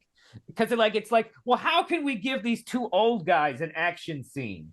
Because they who Yeah. can't really do a lot of stuff. I got an Yeah. idea. Let's put him in the tank and have it go crazy in there. Go crazy. And like the and now that I'm thinking about it, putting that having it be a tank just slows down the pace enough to where you can have these funny moments with Marcus and Don't tell Henry me. Sr. where like he goes down into the hull of the tank and like he hits Marcus on the back and they do this like little hand thing that was obviously like their old handshake from back in the day. And you know, and it's like, what are these two doing? Like, get the fuck out. You know, it's a rescue, old boy. Come on. Um, and then they're fighting like against the Nazis like in the tank and they squirt the pen the pen ink and it like gets all over the guy's face. He's like, ah. Oh, it is fun. It is fun. And like the way and like it's like a smart action scene too, because like what it becomes is Indy trying to like use the limitations of the tank against it. So he Yeah. has to outmaneuver it with the horse, and then like he gets on it, and then there's all the stuff that happens with him trying to get on it, and then like him on the he gets stuck on the gun, and they like try and scrape him off the side, and like Yeah. he's taking the rocks and putting them in the side in the guns. It's Yeah. great. Yeah. And then his dad at one point is caught on the wheel and he's got his whip and he's holding him by the whip while and like he's getting punched. And then, you know, Sala is able to come up and rescue his dad on the horse. Like, Mm-hmm. yeah, it's And then great. And then he just slams the guy's head down, slams it down, and then it goes over. And then you actually see the Nazi guy, I forget oh, what's his name? Um, no, Vogel is the name of the guy, Air Vogel or whatever. yeah. He's going over and you see him like hanging on and he's like screaming as the thing goes down. But like you can definitely tell when the tank crashes and sort of falls apart that it's like a dummy that's hanging on to something. Like Yeah. they did that in a studio with like toys. Like And yet it still with the exception of it being clearly a dummy, still looks pretty good. it still looks pretty good. And then the moment that I was talking about before where Yeah, they're leaning it all goes over into that. and then it goes into that and then you know they think that Indiana went over the cliff and his father has this moment where he's like I never told him anything, you know. And then Indiana Jones he comes back and he's like looking over with them and it just cuts the seriousness of that scene. Mhm. And it's a very, very funny moment, but it doesn't take away from the moment at all. But it's still funny. It is like I don't know if they would like it met what and let me know if you remember this happening in any other movie before that, but like we've seen that happen in so many movies and TV shows since then. Like that sequence of events, like someone appearing to have died and people being super upset, and then like either they wake up or like they come up behind him and it's like, what's going on? Oh, yeah. Like we've seen this Yeah. moment done over and over again, but like it is undeniably done well here. Yes. Done very, very well. And like credit to Spielberg. as a director for doing that and the actors for doing that. Just that moment is just it's such a great moment. Yeah, no, it is. And like the fact that he only says a little bit to him afterwards too. Like Yeah, he doesn't actually like he clearly has the revelations like, oh, I should have been talking to my son. yeah. Then he comes up behind him. It's like I think like I for does he tell him he loves him? I can't remember. I thought Uh, I'd lost. No, he gives him a hug. He says, "I thought I lost you, boy." He says, "Uh, yeah." And he says, "Very good." No, he doesn't say I love him. No, he doesn't say that. okay. Yeah, very Saying good. All right. saying he thought he lost him is at least an implication that he loves him. Yeah, yeah, But yeah. Absolutely. he keeps on being on the spectrum after that moment. He's like, why are you lying down when we're so near the end? Um, Oh yeah. yeah. Um, if I can, do you have anything more to say about the tank scene or the tank sequence? Um, honestly, I'm sitting here and I'm like, oh, I wish I could remember it just a little bit better. But like, the tank scene really is just what I really do think it's like the standout set piece action of the movie. Mm. There's a lot of other great stuff like the boat scene, the The boat boat scene's chase great. scene Yeah, the is boat chase is great. great. The boats getting like crushed together, and then Yeah, like the way like when he's interrogating the one guy, it almost like calls you back to the propeller from the Lost Ark. yeah, yeah, But except that it inverts it where he like actually saves him from the propeller. yeah, Very cool stuff. And yeah. I liked those guys too, like the idea that there's like the secret society The brotherhood of the cruciform sword. Yeah, yeah, who are yeah, trying to do this. And like my actual thought is, I hope that wasn't all of them. I yeah. hope that wasn't all of them who I died. hope they all didn't get killed. Yeah, I know, right? Yeah, yeah. I was like, there's a part where it's like, oh, I hope there's more of those guys somewhere. Yeah, yeah. And yeah, the stuff in Venice was really cool. I will say though, The that sewer. Yeah. X on that floor Mhm. was a little too polished. Okay. I just remember looking at that and I was like, ooh, that the I janitor at that library does an excellent job. I think some of I think some of the shots might have been a matte painting, to be honest. Which maybe. Uh, Well, maybe I don't know, but he's they have the scene where he goes up the corkscrew spiral yeah. staircase and he looks down on the X on the floor, and maybe that X was like a matte painting Wait, on the ground. I think I'm not sure, but I think that scene might have been green screened. Um, It might have been green screen. All I'm saying is that floor looked excellent.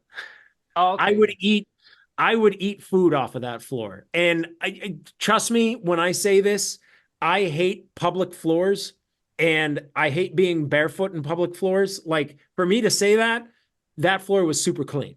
I mean, hey, it's a library. There's not many people coming in there. You know, it's I kid. I love libraries. Although It's all the a guy with the library. stamp too, that like another That very that funny sequence moment. is that sequence is probably the silliest moment in the movie, if I'm being completely honest. Yeah. Like for some reason, my brain finds that harder to believe than like the fact that there's this ancient immortal knight guarding the Who happens to speak modern English. yeah, yeah. um, as a kid, I thought that stamp bit was the funniest thing in the world. Like It I is very just, funny. yeah, and like as a kid, you can kind of understand why that's so funny. Yeah, no, totally. It is probably the Um, silliest bit in the movie, but it, it is funny. and okay, if we can go back a little bit, Sure. um, I have to give props to River Phoenix, rest in peace. I thought his portrayal as a young Indiana Jones, he had the character, the behaviors, the mannerisms down. Like the speech pattern and everything. Like never, for as many times as I seen that movie, I didn't appreciate it until the last time that I watched it. You know,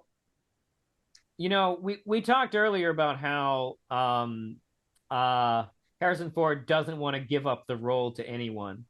But like one has to believe that um if River Phoenix had not died, he probably would have gotten it.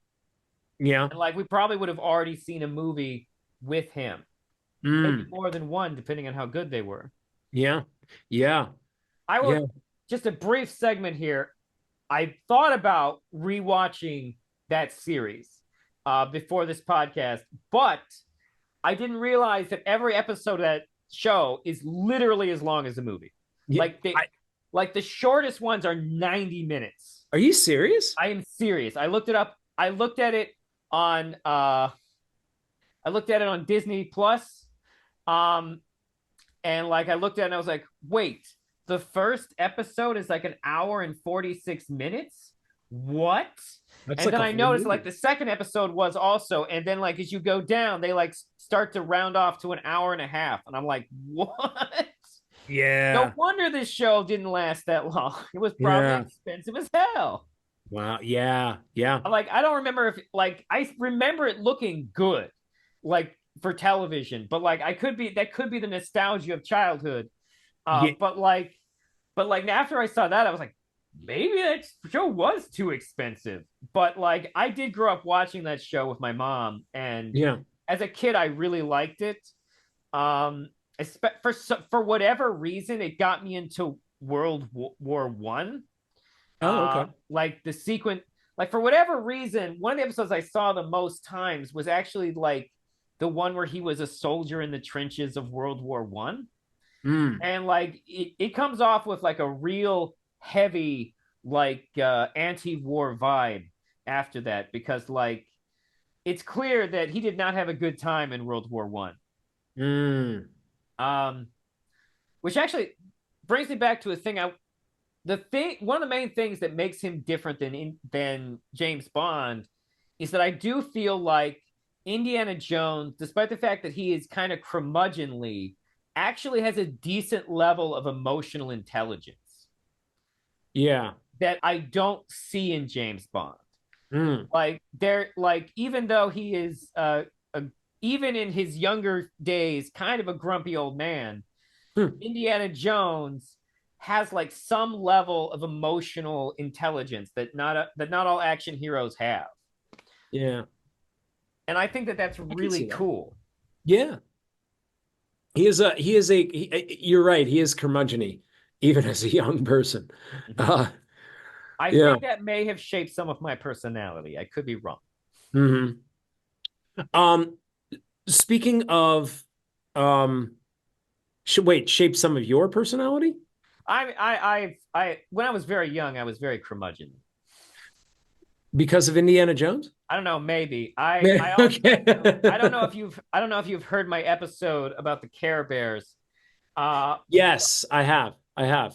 but like I don't know, like that it I watched the reboot and it like filled in like a part of my childhood like core memories, and I was like, what the fuck?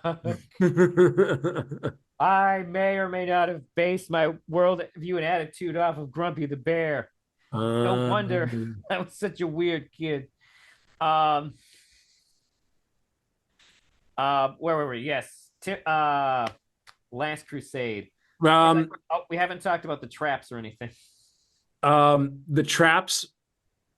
Yeah, Oh, at the end of oh yeah. Like, what's up with the razor? Like the mechanical razor blade that was built in the medieval times. Like, yeah. yeah. And then the stones thing, or the steps. That one, the middle one, like that seemed like the easiest one. Like, come on, you The, know. the Jehovah, but spelled with an I. Yeah, yeah. Well, it's spelled with in the Latin alphabet. Yeah. Um, but then the leap of faith one was like I was always confused about that. Well, oh, it's like an optical illusion thing. That some you may have seen like some street artists do it, but essentially, what has happened is that the shaping, the I don't know if they've like painted or if it's just like the way they've carved it. It naturally blends in with the walls of the thing. So when you look straight at it, you can't see it. So Uh, like that's why as he's walking over it, the camera shifts and we can see like under it, and it's like a rock bridge that goes across. which that's a test. You just have to believe that it's there. Yeah, Interesting. because otherwise people just get to it. They're like, oh, how do I get across? But Yeah. no, it's really just they used clever optics to hide this rock bridge. Uh, we Um, yeah, I don't know how. I don't. I don't know. I don't know How how did that they plays. do how did they do that? How did they have the technology to do that? That's yeah. I mean, like in all honesty, it's like the lead fridge thing, though. Which we'll get to. Yeah, like some people have pointed out problems with the initial trap. Oh shit, there's another okay, so like here's the thing I've noticed about trilogies. Okay. Because Last Crusade when it came out did technically make it a trilogy. Yeah. Trilogies in some of the bet like all series sort of go in this pattern, which is that when it comes to trilogies, the best trilogies, the third movie will in some way be a callback to the first movie. Okay. They'll almost like complete a circuit. This is true in Star Wars. It happens in this trilogy. It happens in Christopher Nolan's Batman movies. Okay. Um, and some of that involves like either revisiting or inverting things from the previous movie.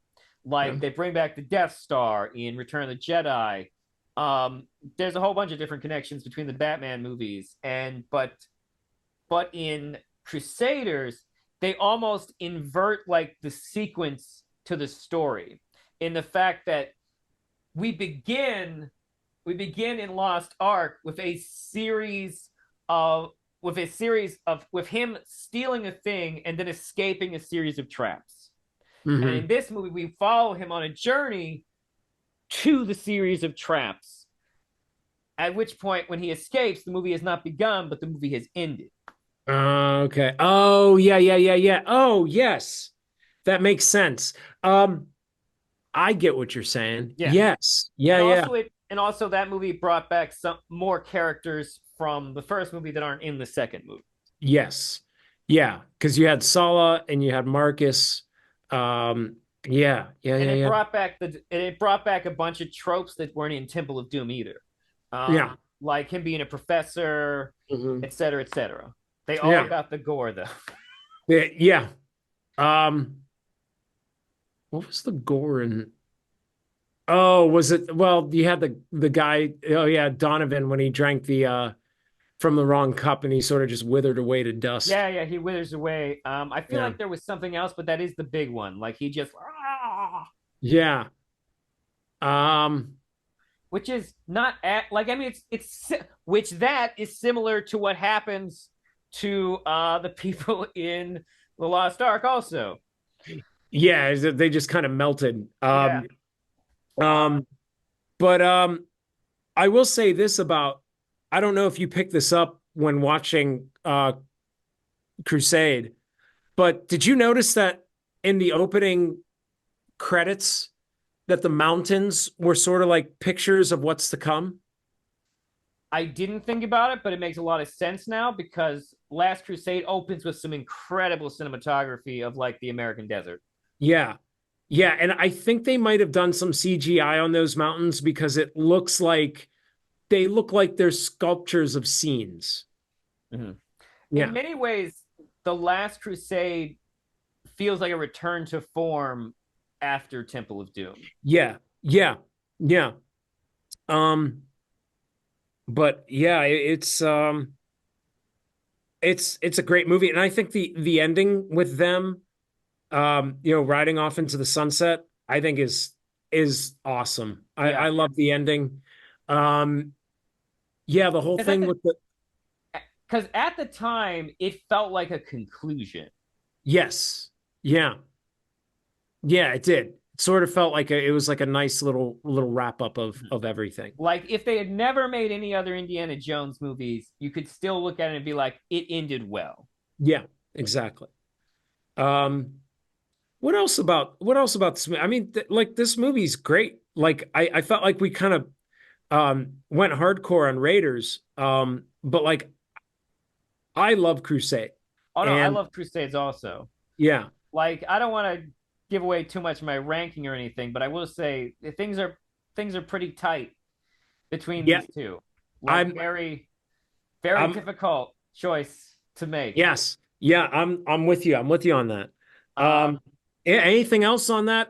Hitler. How about Hitler signing the Grail that scene's diary? kind of weird.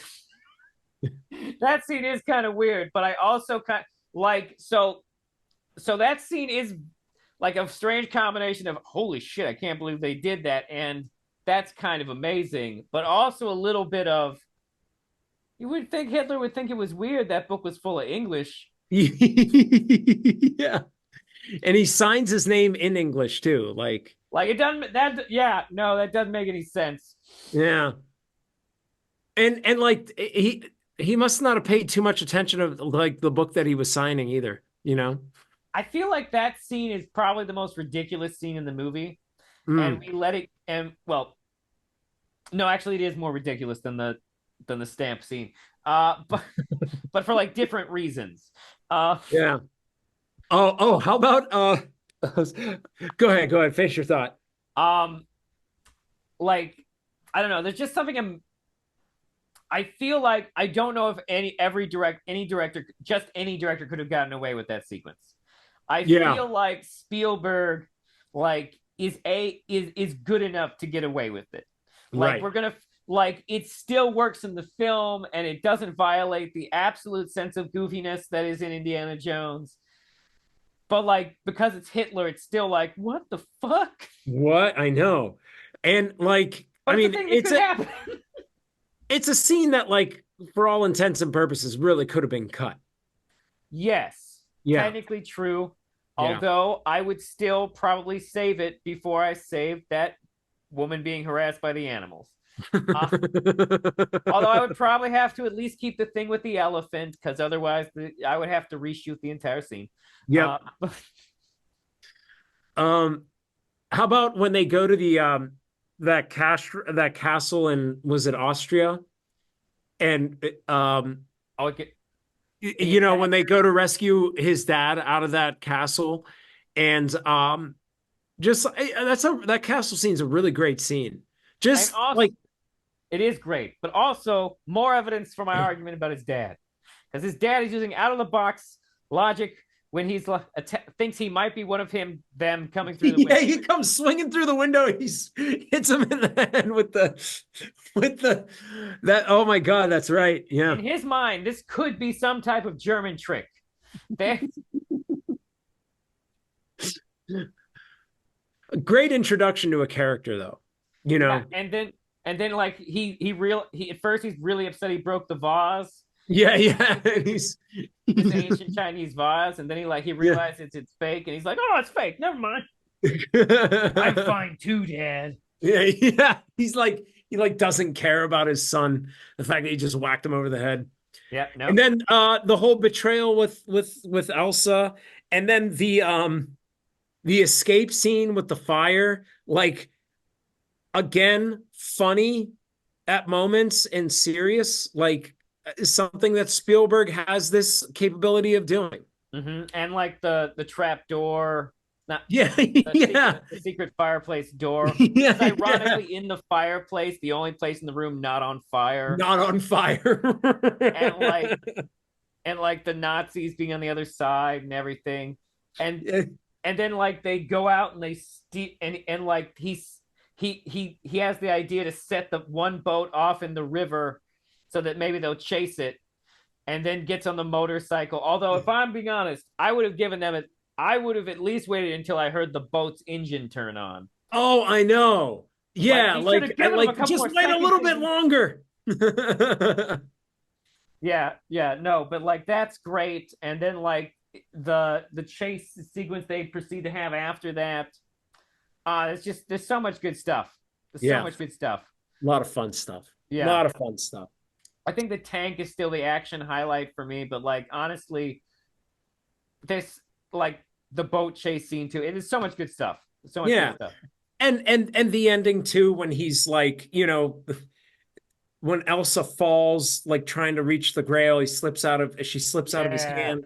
And then the same thing happens with Indiana and his dad, like really great sort of juxtaposition right there. And he's like, I can almost reach it.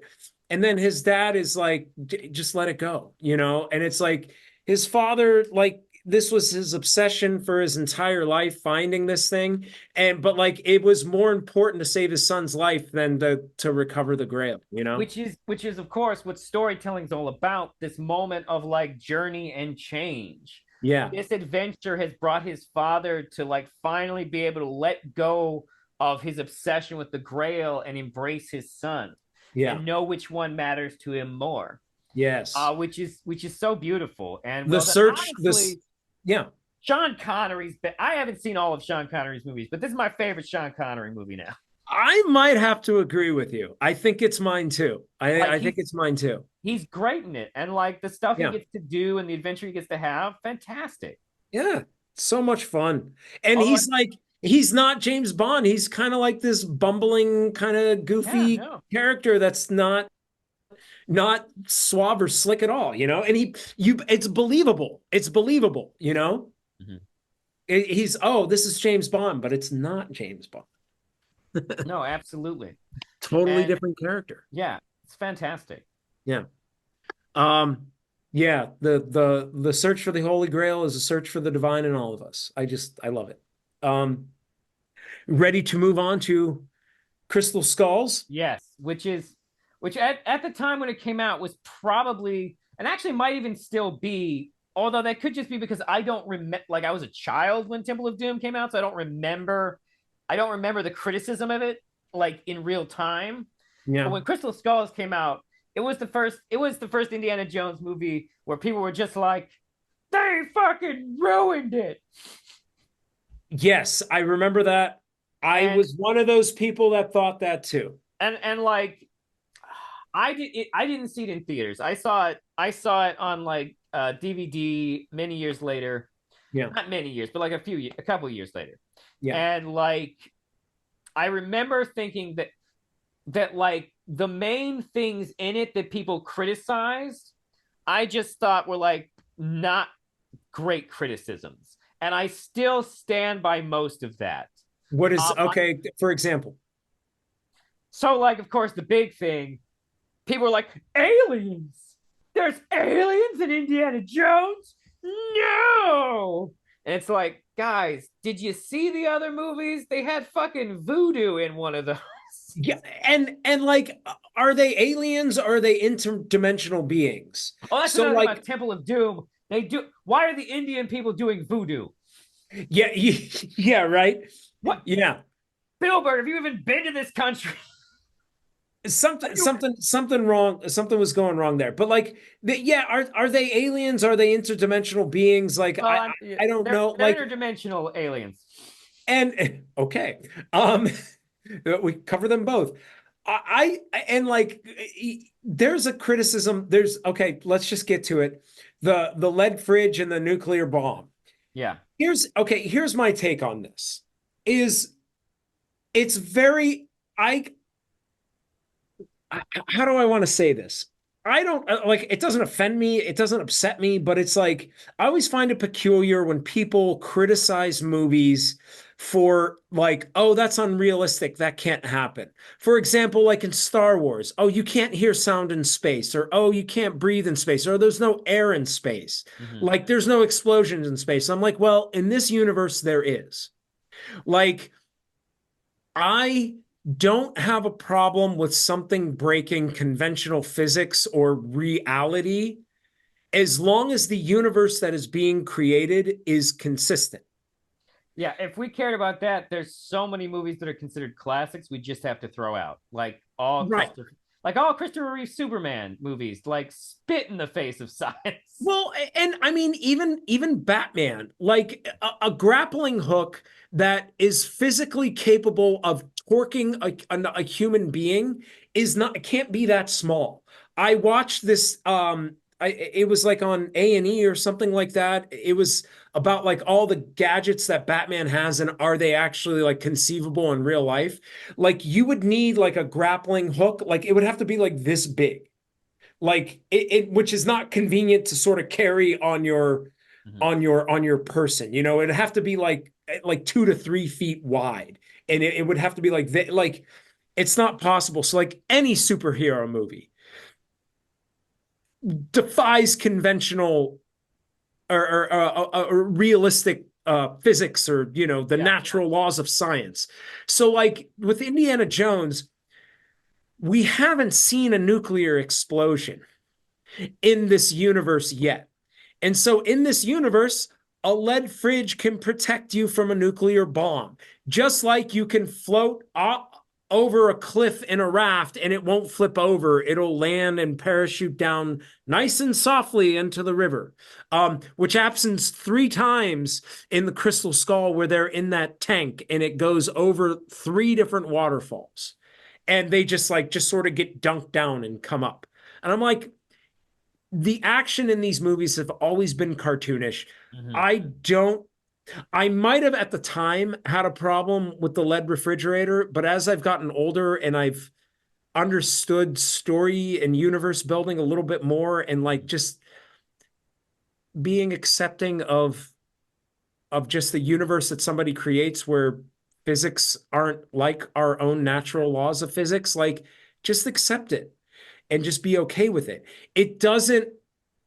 I read like some stuff online where people were saying it jumps the shark, like with the lead fridge. I don't agree with that.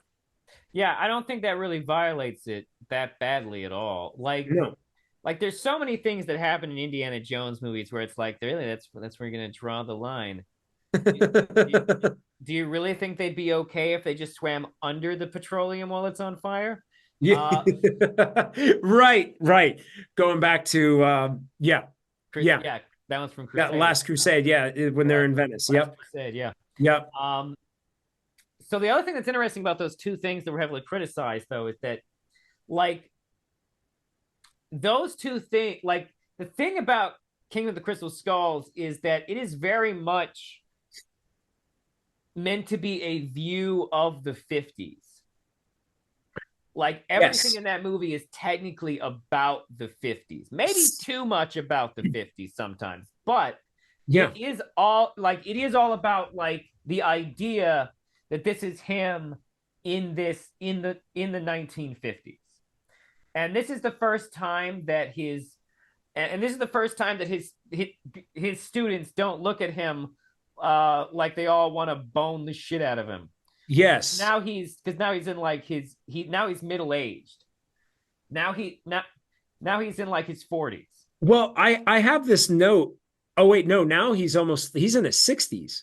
Oh, is he in his 60s in that movie? Yeah, Yeah. in Crystal Skull, Wow, really? Is he I that think I think he's in his late 50s. late 50s? Because I Okay. think okay, so if we're gonna do this, if Looking this was good. Oh, 1950, if I this just is the early 50s. I No, wait. The Elvis song was playing at the beginning. I remember looking this up. I think it was 57 it came out. Or 57 when the events were. I don't remember. But this just reminded me of a minor thing about Temple of Doom that I forgot to mention. So when he takes off his shirt in Temple of Doom, it really set into me how male body standards have changed in Hollywood movies. I mean, he's still ripped. Oh no, he was still in great shape, but like he looks like you look at him and you're like, that seems attainable. Like I feel like if I went to the gym regularly, I could be Harrison Ford in Temple of Doom. Like, Yeah, and he you have can't, to have a like he doesn't very, have very clean diet. like he doesn't have a six pack. It's just nice and like muscular, but like you Yeah. can't see the individual six pack. Like he's got clearly got muscles, but like they're not like there's not like veins stripping out of his body in any way. Yeah, you don't Like see like the sinews of his muscles, like yeah. he just looks like a decently fit guy. Yeah. Yeah. Uh, That's a good point. and he ex- and apparently he is a decently fit guy based on how he looked in Crystal Skulls. Yeah, yeah. In his 50s. Yeah. But Crystal like nuclear weapons, aliens, greasers, all these things are very clearly meant to be like some touch upon the 50s and how Indiana Jones himself fits into that like mode. Because in Temple of Doom, like in Temple of Doom, there's like a certain swashbuckling vibe. And then in Raiders and Crusade, there's like sort of this like almost like World War II-ish thing going on. So it's almost like they're different. They're like focusing on different genre based on what period they're in to a certain Yeah. extent. Although, like I said before, Raiders and Crusade like sort of like flow back into like reach back into each other Yeah. in a way that Temple and Crystal Skulls don't really do. Crystal Skulls is sort of like a little bit odd in the fact that even though it has more of the tropes than Temple of Doom, it still feels like a different place and time than the other movies. Yes. Yeah. Like Yeah. like they've just been updated to a new period of history. Yeah. This one feels more like a um I would say like a standalone adventure. I that's Except except it does tie us back to Raiders because this is yes. the movie where we tie back around Marion. Yeah. And actually, this is one of the when I rewatch the movies, Dial of Destiny and Dial of Destiny and Kingdom of the Crystal Skulls actually made each other better Okay. together. Like the way they connected, like Dial of like when I first watched Dial of Destiny the first couple of times, like I understood the connections to like what was happening in that movie versus like what had taken place in Kingdom of the Crystal Skulls.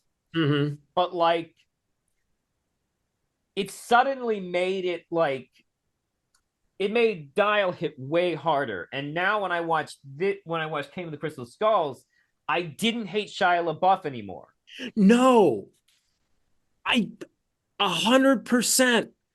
I I watched it and maybe it was of the time when I first watched Kingdom of the Crystal Skulls. Mm-hmm. I was I watched Shia LaBeouf. I'm like, he's fine. He's good. Like, I Yeah, don't know why I hated his character. the first time I watched Crystal Skulls, I didn't hate him. Like I thought people were being a little more ridiculous, but like I also like he was also kind of that new young guy. I mainly knew him from Transformers, and I didn't really have a good opinion about him, and like I thought his character was annoying or whatever. But like on rewatching there's so much more going on there than I originally thought Yeah. Yeah. because like certain sidekicks that Indiana Jones has like mirror him in interesting ways, Yeah. and his son is one of them. Big Yeah. spoiler, by the way, for Crystal Skulls. If you haven't seen it, Shia LaBeouf plays Indiana Jones's son. yes. It's been what, 16 years now? I think we're okay. Yeah, I Yeah. think it's supposed to be about what his age is in the movie. Maybe I'm not sure. Wait, how old is he supposed to be? I would assume Who? it's Who? Mud, or Mutt. Hank the Third. Mutt, I think Oh, is was it like Mutt? I thought they called him Mud. I'm not Mutt. gonna lie. I think he's like 18, 19, like somewhere around there, 20. I I don't assume because they made it sound like he had tried to go to like they had tried to get him to go to college. yes, yeah. Um, but going back to what you said, I think I have this written down, and I don't know if this is a quote from the movie, um, or if this is something that I thought because I was taking notes when I was watching it. The world is changing, and does Indy belong? I don't know if I think that's a quote from the movie. I can't remember, but like I distinctly had that thought, or somebody said it in the movie. So what you were saying about like this is different, he's a different character, he doesn't quite fit in the world. It seems like the world has moved on and changed.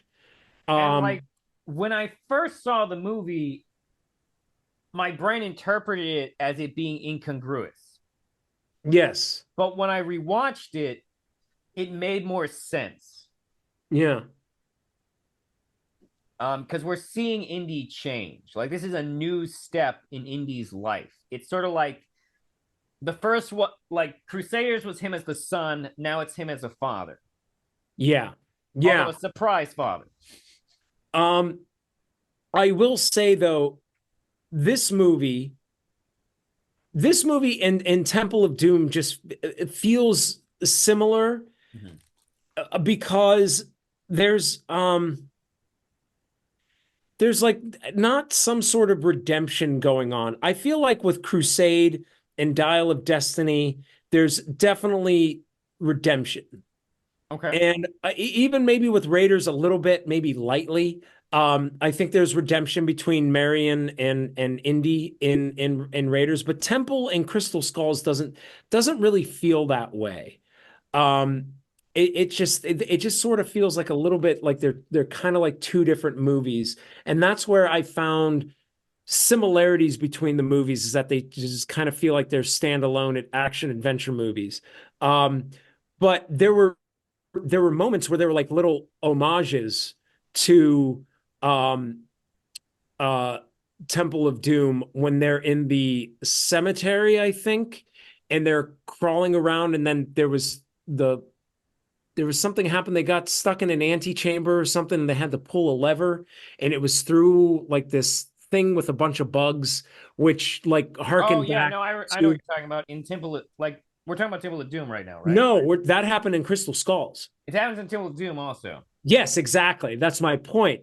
Is Okay. like you had these moments where like, oh, that's kind of like an echo back or whatever to like previous movies. And I feel like Crystal Skulls and Dial of Destiny did this, where there were scenes and sequences and things that happened that harkened back to the original three movies. Yeah, no, I can see that. Also, like references to the Lost Ark, I think oh no, those start in Crusaders, like callbacks to it, Okay. like them seeing like it like somewhere else in Yeah, yeah, yeah. like in both Crusaders and Dial of Destiny. I think there's a like when they're in some ruins, they like pass it or something, or like it Mhm. drawn on a wall. And then I Yeah. think if I'm remembering this correctly, in Crystal Skulls, there's like they like briefly show its box broken as like the communists are the Soviets are chasing him out of the warehouse. Yeah, and you see the arc, and that's the warehouse where it got put. Which that was kind of a cool. That's kind of a cool opening sequence. I will like the initial opening sequence. I didn't really know what to make of because it's just like so. It's like trying to throw the '50s in your face. It's Yes. like the kids racing the hot rod next to the thing, which also might be in a reference to American Graffiti, possibly. Yeah. And like they're trying to race the soldiers and stuff. Oh, there's yeah, and then Elvis playing like Hound Dog's playing the music is playing and yeah, there's this theme going on of speaking of the 50s, knowledge and secrecy, you know, knowledge and secrecy. And I think that was going on a lot with the 1950s, especially with like McCarthyism, Yeah. uh, and things that, you know, the government knew and all that stuff. I think that kind of plays into it here as well. Mhm. Um, I will say though, Kate Blanchett, is she yeah, she's my least favorite villain. I would rank her above the Temple of Doom guy, but she's not great. Although I will say she grew on me, but yeah, no, not the best. No. And also, like, just from a technical standpoint, her accent kept slipping. Yeah, no, I heard that a couple times. Yeah, and you know what was a big giveaway was the O's. Mm, Um, Typically when you do a different accent when you're speaking English, vowel changes, you pay attention to the vowel changes. So like when we say O in American, it's a diphthong. Technically, it's like two different vowel sounds. yeah, It's that yeah. combine into one O. But British people, they say O, it's more like oh. And it's oh. It's more like a flatten in the back oh. And but like if if I were doing a Russian accent or Eastern Ukrainian accent, it would be like, oh, we want to know what you know, Dr. Jones. But she kept saying, we want to know what you know, Dr. Jones. And it was like, you're slipping in and out of it. That was just a technical aspect. I still think Kate Blanchett's a wonderful actress. Yes. But just not her strongest role here. Yeah. Mutt is also my least favorite sidekick. I that would probably. I will say that after Dial of Destiny gave me a lot more appreciation for his character. Just because I understand like the journey, what he represents in the journey of Indiana Jones, but like, yeah, probably the only person I could rank him above would be the love interest from Temple of Doom, Yeah. who is a sidekick because she just does way too much to not be a sidekick. Even if I really didn't. I really Wombat was not. I don't know if she was. She wasn't really a sidekick. I don't know what she was. I have some thoughts on her. I have Okay. a lot of interesting thoughts on her. So we'll talk later. We'll talk later about that.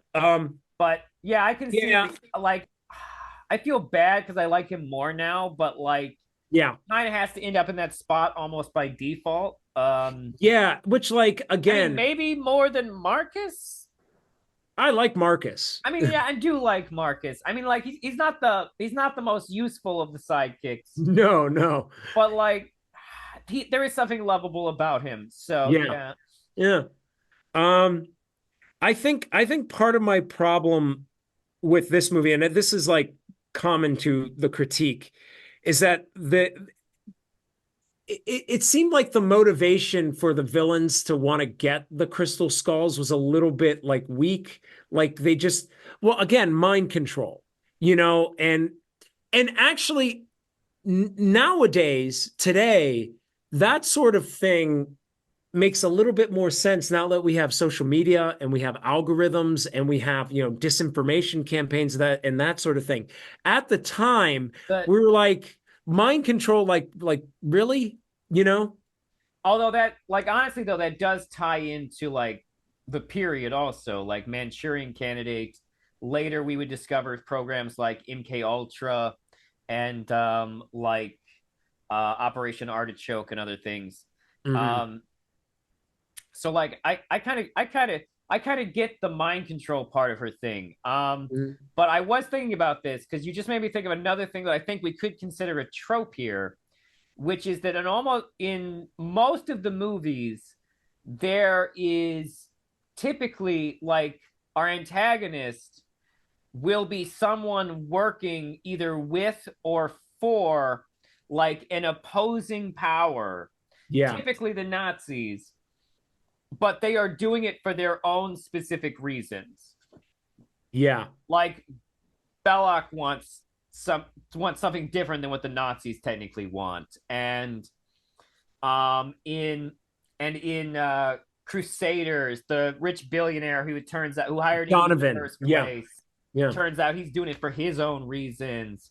And like even though she's doing it for the Soviet psychic program, she really just wants that alien knowledge and whatnot. And of course, Dial of Destiny, he wants to replace Hitler.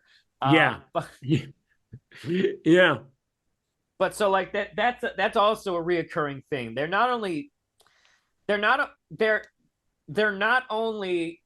plans are not only doomed, but they are all self-interested. Yeah. Yes. Yeah. That is a common trope where I will agree with that. Yep. That's another. I also will say that I think that Mutt also furthers my idea that that the Indy family is a little on the spectrum too. Because he's a greaser who has trouble fitting in and he just wants to work with his hands. He understands like motorcycles. Mm-hmm. And he has some trouble with emotional regulation. Yeah. No. Yeah. The Indy boys are on the spectrum. I feel like even Indy has a little bit in there, although I do feel like he's not on the same place as his dad or his son. And I will say this about Indiana Jones. He's a terrible professor. Um, Yeah, you'd be so fucked, man. You you, can. but I felt, but like, I wanted to say this about like the Last Crusade. If I can, he contradicts everything he lectures about. Like, he is a terrible and dishonest teacher. And then the thing that I noticed in Crystal Skull is there's a moment where he's in the library and he says to a student, if you want to do real work, get out of the library, which contradicts what he said in The Last Crusade, where he's like, most of the work of archaeologists is done in the library, reading, research. So, like, what changed? I don't I know. I think he might just be like. I think he might just be trying to play off his situation in that moment. Okay, maybe, Like because he just maybe I came don't through know. the because they were on a motorcycle. No, yeah, that's Or a that's good the only point. explanation I got for that one. I, it seems like, but like going back to what your point is, like it seemed like, would you say incongruous? A little bit, yeah. Yeah, Like I did feel like Temple of Doom was a little incongruous, and yeah. Or but Crystal Skull, you mean? I mean, yeah, Crystal Skull.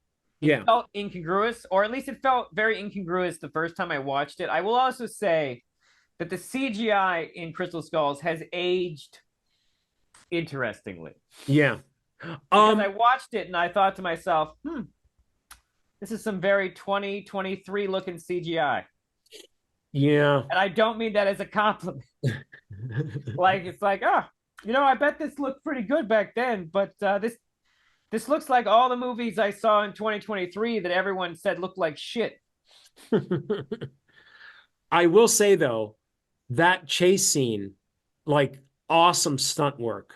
Yeah. There was a moment where Indy was like holding on to the bike. He was on the back of it and his feet were sort of rolling along. Like, and that looked like that was like shot. I'm sure they must have put like wheels or something on the stunt guy's feet, but that didn't look like that was on a cart or that was green screen or anything. That looked like that was a real shot. So the stunt man who did that, like, wow, just kudos. I thought the chase through the jungle, while it was a little long, Mhm. I actually thought it was cool. And like, I kind of dug the fencing sword fighting Yeah. thing. Like, yeah, it got a little bit ridiculous The with him monkey. doing like the split and stuff. But like the moment where Him getting hit Indiana in the looks crotch back, repeatedly. what's that? Him getting hit in the crotch Hitting repeatedly. in the crotch repeatedly, yeah. That was a But little like I weird. thought the moment where like Indiana looked back and he looked at his son's sword fighting, he kind of smiled, like, okay, yeah, that's my boy. I thought that that was a cool moment. Yeah. Um, there were some cool action sequences. The fire ants is one of those things that's like iconic, you Mhm. know, the ants that just Are eat they fire people. ants? They look bigger. Whatever those fucking ants are, Yeah, man. no. They're what, yeah, they're probably not fire ants. They're man eating ants. But yeah, that's some really really cool stuff in this movie. Yeah. Yeah.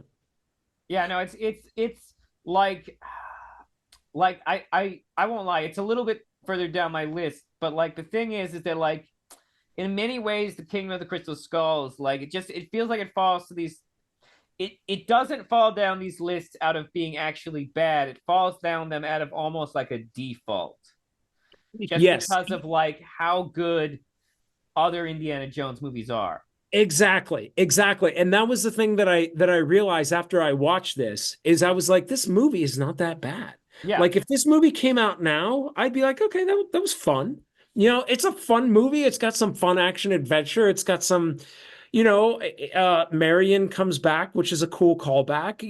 There's some heart to it. Yeah, And and I really like that they brought Marion back. I yeah, really like the way it plays out across the whole series. I really like Marion stuff. yeah, me too. Me too. And yeah, got anything else you want to say about Kingdom? I will No, say there like was one action scene that I kind of felt like I didn't really understand.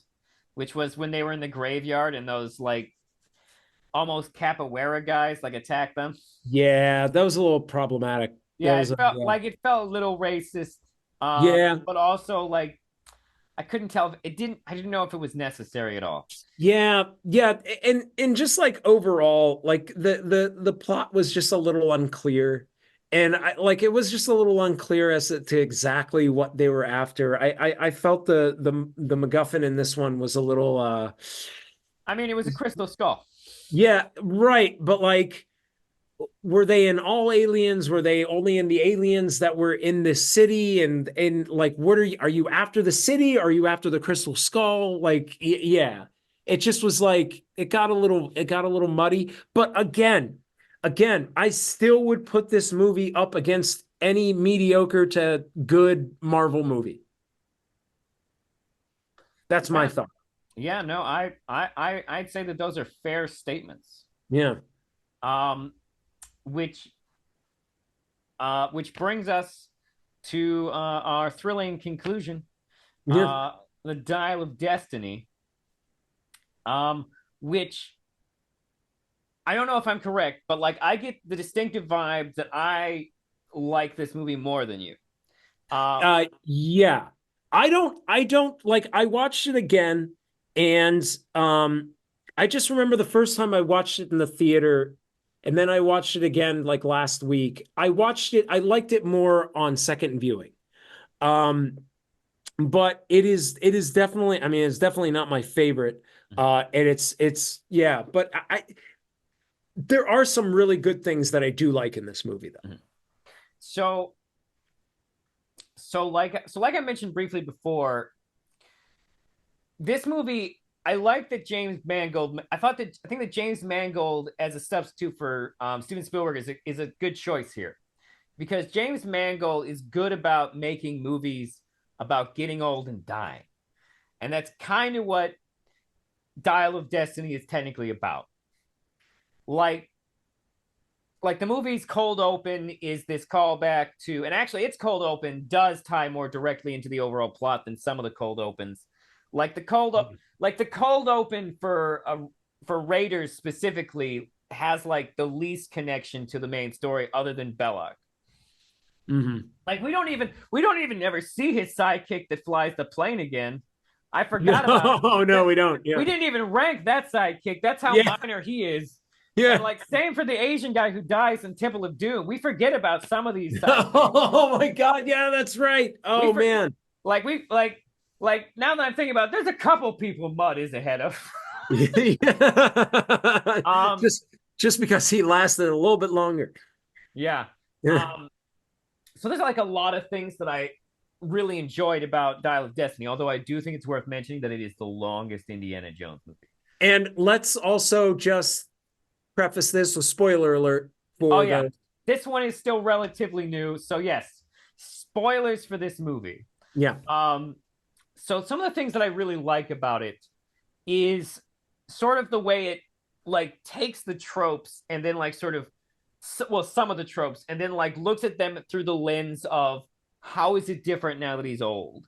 Like like no longer is he in a room full of horny grad students who like are eyeing him up, like they're barely paying attention, they're barely Yeah. listening. They're and not engaged at all. and like one of the themes of the movie is like, does he like is he a relic, is Mm. he himself become a relic of another time? Because while he is still here trying to share this excitement for the past, everyone around him is losing their mind about the future, Yeah. specifically space travel. That's the new future, and everyone's excited about it, and everyone's losing their minds all around him about it. Well, I got a couple of things about that. Nice. But yes, time is a big I mean, the movie opens with you hear the ticking of the clock. So time moves on with or without us. And I thought it was interesting that they picked the moon landing specifically.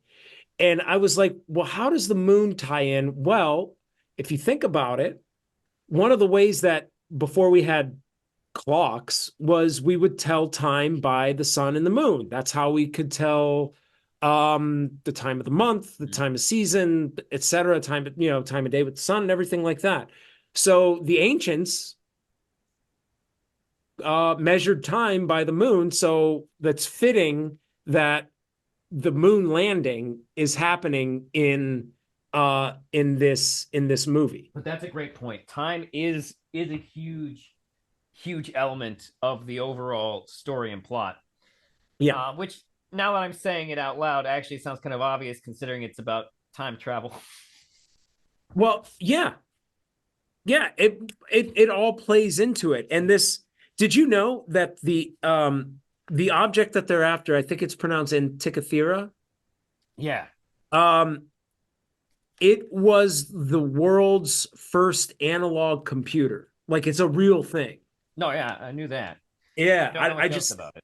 yeah, but and it was discovered, I think, at the bottom of the Aegean Sea, if I'm not mistaken. Was not in the same condition, obviously, as it is in the movie. But I thought it was cool, and it brought in who was the Greek guys? What was his name? Um, Archimedes. Archimedes. Yeah. Um, no, I thought the way that they tied in the theme with everything that's going on in the movie with what they were trying to say about, like you were saying with Indiana Jones, is he a relic? Has like life and time moved on? Um, like yeah, like he needs to move on, in a way. Like Indiana Jones kind of needs to move on. He's not the same person who he was even in the Crystal Skulls. Yeah. He's older, Mm-hmm. you know. Which, by the way, who the hell has a party at 8 a.m. in the morning? Apparently, it was a moon landing part. I okay. um, but yeah, he just doesn't seem to fit in anywhere. Yeah, and that's a very good point about how he's like positioned in the movie and whatnot. Um, oh, I lost my train of thought. Another thing that so the movie also does continue like sort of like I get the impression that Steven Spielberg doesn't like the CIA. Uh Well, because like okay. both in Crystal Skulls and this movie, he kind of like points at them as being like questionable and like sort of giving Indiana Jones a hard time. And Yes. like in this one, it like straight out points out the Nazi connections to the CIA, which is interesting. Um, That was that. See, this is, I think, one of my bigger gripes about this movie okay. is I felt like that whole aspect of it, the Nazi aspect and the CIA, like deserved its own standalone movie. Oh, Like okay. the what was her name? Renee, Mhm. the agent with those other Nazi agents who infiltrated in, and it was just like I wanted more backstory about them, Okay. about what was going on, because it was a little unclear to me. Okay. I mean, it was clear, but I wanted to see more. Okay. This actually might be like um where we actually diverge a little bit because that I actually like that one of my favorite things about it actually was its Nazis. Um I was okay with it being Nazis. well, I don't just mean I mean it's Nazis as opposed to like other Indiana Jones movies Nazis. Uh, So like first of all I really like so first of all I like the cold open of Dial of Destiny. I a lot of people couldn't get over the CGI face, but I actually really like the cold open here, because of the way because it specifically is positioning his past to like where we're meeting him in the rest of the movie yeah, and like how they tie together, which is actually something that was also that Crusaders did also. yeah, Um, so like we get to see like him when he's young having an adventure fighting Nazis, And we see the connection that he makes with this specific Nazi, because this is the thing that's sort of interesting, is that like most of the Nazi characters in Indiana Jones movies are almost, they're almost kind of secondary. Yeah. Like, while there is an argument that can be made for the way like his character is introduced to the MacGuffin, that the Gestapo guy is technically the antagonist, um, he really isn't as, he's really just more a foreboding presence. Like, he doesn't have a ton of important lines. Like, you remember his presence more than anything else. And in Crusaders, the Nazis are also kind of just there, and like what was it? Elsa. Elsa. And Elsa is the most developed of the Nazis. And like what we learned from her in that movie is that she doesn't even really like being a Nazi. Like, she's in clear distress at the book burning because she is an educator and a professor, and this is terrible for her to watch them burn all these books. Um, but this guy is like a true believer, and like we are given moments in the film where like the film does not shy away from showing us that he is racist, and Yeah. and not like outwardly, but like just like very clearly, like deliberately trying to menace people Hmm. um who are not like him. Hmm. And he has surrounded himself by these very unpredictable Nazi goons. And he's just, I don't know. For me, as far as the villains, I actually think he's one of my, like, he is actually one of my favorite Indiana Jones villains in terms of just being a villain. I Um, agree with you. and like the scene where he like where the waiter brings, like the hotel man brings him his meal, and they have that conversation about him, about the hotel guy serving in the war. Yes. That scene is like one of the most, that's one of the most set up scenes that an Indiana Jones villain has ever gotten. Like, most Indiana Jones villains, we mainly learn about them from their interactions with Indiana Jones himself. Hmm. But this guy, like, they really put in the effort to like be like, this is how intense he is. Yeah. And we really got, out of all the Nazi villains we've met, he's the only one where we've actually had to sit with who this guy is. Yeah. And I thought that was really good.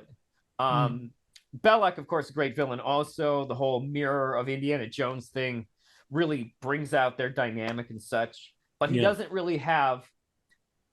Well, actually, he does have a little bit more than some, because he gets to have those scenes with Marion, because he gets to have that like whole "I want to be with Marion" thing, which does Yeah. elevate him over some other Indiana Jones movie villains for sure.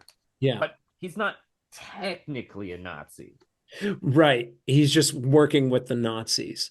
No, that's a good point. I never thought about that. Like you were saying about how just you get to see this villain, this Nazi sort of get um Mm-hmm. developed a little bit more over the Yeah. course of the film. That's a really, really good point. That's a really good point. My problem was not necessarily with Mads Mikkelsen's character, Mm-hmm. who I agree with you. He's my second favorite villain, just behind Belloc.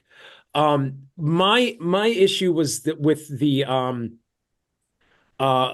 black woman, her name was Renee, Yeah. and like I didn't understand, like she was an American operative, she was in the CIA, she's Yeah. working with these goons, and Essentially, she like is. and half of the people that she's working with are infiltrated by like the Nazis. Like, what I'm saying is I wanted to see a movie where like that story is being told, like these Nazis infiltrate this CIA cell. Mhm. Because like, I mean, So, maybe it shows where my mind is, but like, I don't automatically associate the CIA with something being negative. Um, yes. I do. I see. Okay. See. Okay. See. That's In maybe where fairness, we. I've softened a little bit on the CIA, but like specifically CIA from this period, I associate with mostly bad things. Okay. Okay. Uh, but So like I will say I can see what you're saying, although I will say that like her development is on par with some other Indiana Jones side characters. But she's a Um, very, very side character. And then, spoiler True, alert, she gets she's not killed. even a sidekick. She's She gets killed. Yeah, it's true. She is I forget his real Nazi name, but she is Schmidt's see essentially she is his CIA handler. And yeah, Voller. Voller. She is Yeah, Voller's CIA handler. gotcha. It's essentially what she is. And the Nazi goons are not actually in the CIA. They are people who he has specifically hired. Like that's Okay. why she refers to them as his men. Yeah, okay. They're not actually part of the CIA cell. We And only meet about 3 or 4 CIA guys, and like one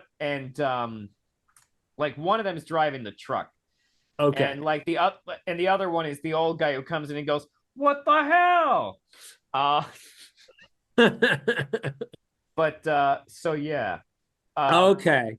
And oh, okay, so I missed that detail. This say I've seen it twice and I just sort of missed that. there Okay. were some things in Dial of Destiny that I missed, and I've seen it 3 times now. Yeah. Um what there was a thought that I had. Now I can't remember. It was Was it about about the that. CIA and the Nazis? Yeah.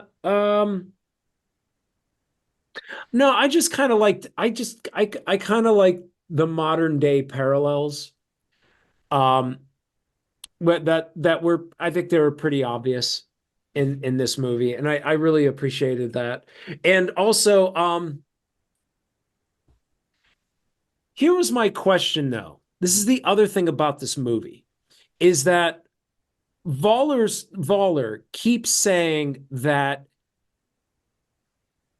like he keeps talking about time travel, Mhm. and he keeps there's all of these little like uh what's the word I'm looking for? Foreshadowing things that he's saying, where he's like, maybe I like it. I almost expected him to show up in the past at some point, like, Mhm. or to Well, show up at a different he time. kind of does. But let me. So this movie has interesting time travel. Okay. Because some people did not under. I know from talking to some people that a lot of people got confused by some of the time travel in this movie, and there's a very good reason why some people get confused about it. Because the whole idea is the Nazis who spend most of the time talking about the time travel are wrong about how it works, and that's actually like central to what happens at the end. So one of the big foreshadowing moments, or mise en scène, I guess you could say, moments in the in the film is when Helen's doing the magic trick on the boat, and and when Indy guesses that it's a trick deck, and she's like, "No, I'm forcing the card. I'm making sure that that's the card that you pick." Yeah. That's what's happening with the time travel because the Antikythera is it's not creating time travel. It's not taking you anywhere. It is a prediction machine. It's Uh-huh. telling them where where the hole in time will be. And the Yeah. Nazis think that setting it in certain ways will allow them to control where they're going. Right. So It, but on the plane, on the plane, he starts to figure it out because he notices that the Nazi is wearing the watch that was in the tomb. yes. And so he starts to realize that something is not going to be right about this time travel. And so Yeah. he shouts out his own theory on what's wrong, which is that Archimedes hadn't accounted for continental drift. And he Yeah. almost gets the Nazi to turn around. Yeah. But that's not why it goes wrong. It goes wrong because they never had control of it.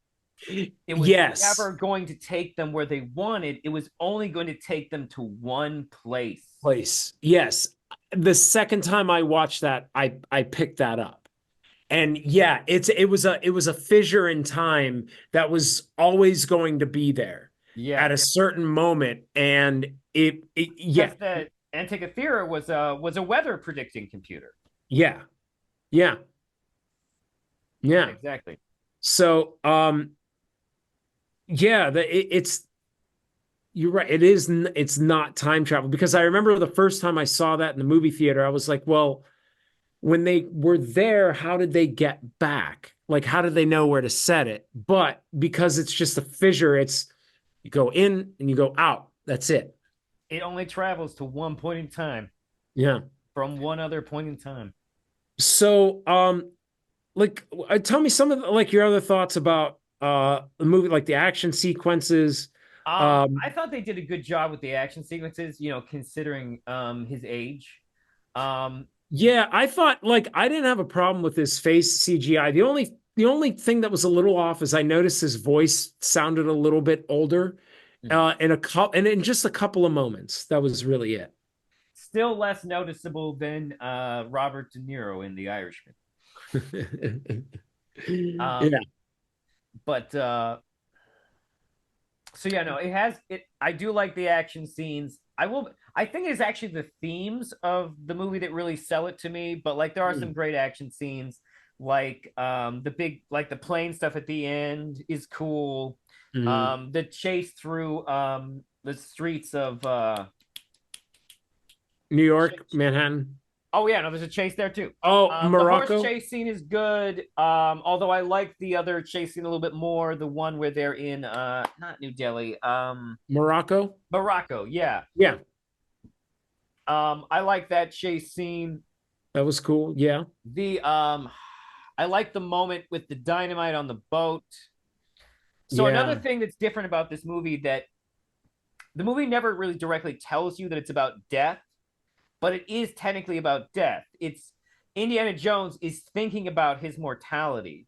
Mhm. And it is also one of the most brutal moments in terms of death. Not necessarily like how people die, but like the amount of people that die and like the nature in which they die, which is that these Nazis are following him and they're just killing whoever they want the whole time. So death is following them through the Mm. movie. Hmm. Um, there's also a classic scene where no one can shoot for shit. Yeah, I know. Yeah, right. There you go. But like death is like slowly following him. I will. This movie also had the one of the more minor scenes of terrible gore, which is just that at the end of the movie you see like the Nazis like terribly disfigured corpses, Yes. which they are pretty disfigured to be fair, but like it still seems minor when you compare it to like the melting faces and everything. But yeah, it was pretty intense. Yeah. Yeah. Um. Um, go ahead. I'm sorry. So the action scenes were generally like, I don't think, after rewatching them, like most of my favorite action scenes are probably from some of the other movies, Hmm. but like the action scenes in this movie I thought were still really good for what they were. Yeah. Um, Especially since like it's Harrison Ford, he's like what, 79 when he made this. Yeah. He should be president. Um, Yeah. Right. but I still thought they were really good for what they were. I liked the diving sequence, although like its Yeah. pacing, I don't know if I could truly call it an action sequence. I Yeah. mean, but I still really enjoyed it. It still was very adventure-y. There's a little bit of Hmm. action with the eels. Um, the thing I have to make sure I don't forget to talk about though is actually the things I realized the third time I watched it about Helen. Mm. And this was actually, so Helen is a mirror image of Indiana Jones. Okay. Well, mirror image is wrong because that implies a reversal. She is like Indiana Jones, but wants to desperately believe that she is not. She, in fact, has based a lot of herself off of Indiana Jones, this child like role model and figure in her life. So her behavior throughout the movie is her being Indiana Jones while at the same time trying to make the choices that Indiana Jones wouldn't make, like doing it for the fame. There's the other thing is that what's actually going on, I've now realized since I've seen Temple of Doom, is that she is in her Temple of Doom Indiana Jones phase. Okay. Like Yes. she has the child sidekick. They're in it for the fame and the glory. That's where she is in Whoa. her journey as being like Indiana Jones. She is in her Temple of Doom phase. Oh my God. You're right. Oh man. Yeah. See, that makes her character better. It it does. Yeah. Oh goodness. That makes Even the so much more implications of her sense. being, even the implications of her being like a manonizer, Yeah. Man eat the man it's man man eater. eater. Yeah, yeah, yeah. Yes. Manonizer. Hey, man, I was just trying it out. It was a But good yeah, shot. It was a good shot. Um, my my problem wasn't necessarily with Helena the character, although I was kind of,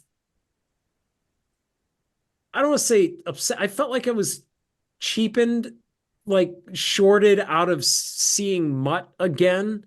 Like, I can understand that, but like honestly, like when I was redoing the rewatch, like specifically because I watched them in order, like the story Mutt's story like hit me hard the third time.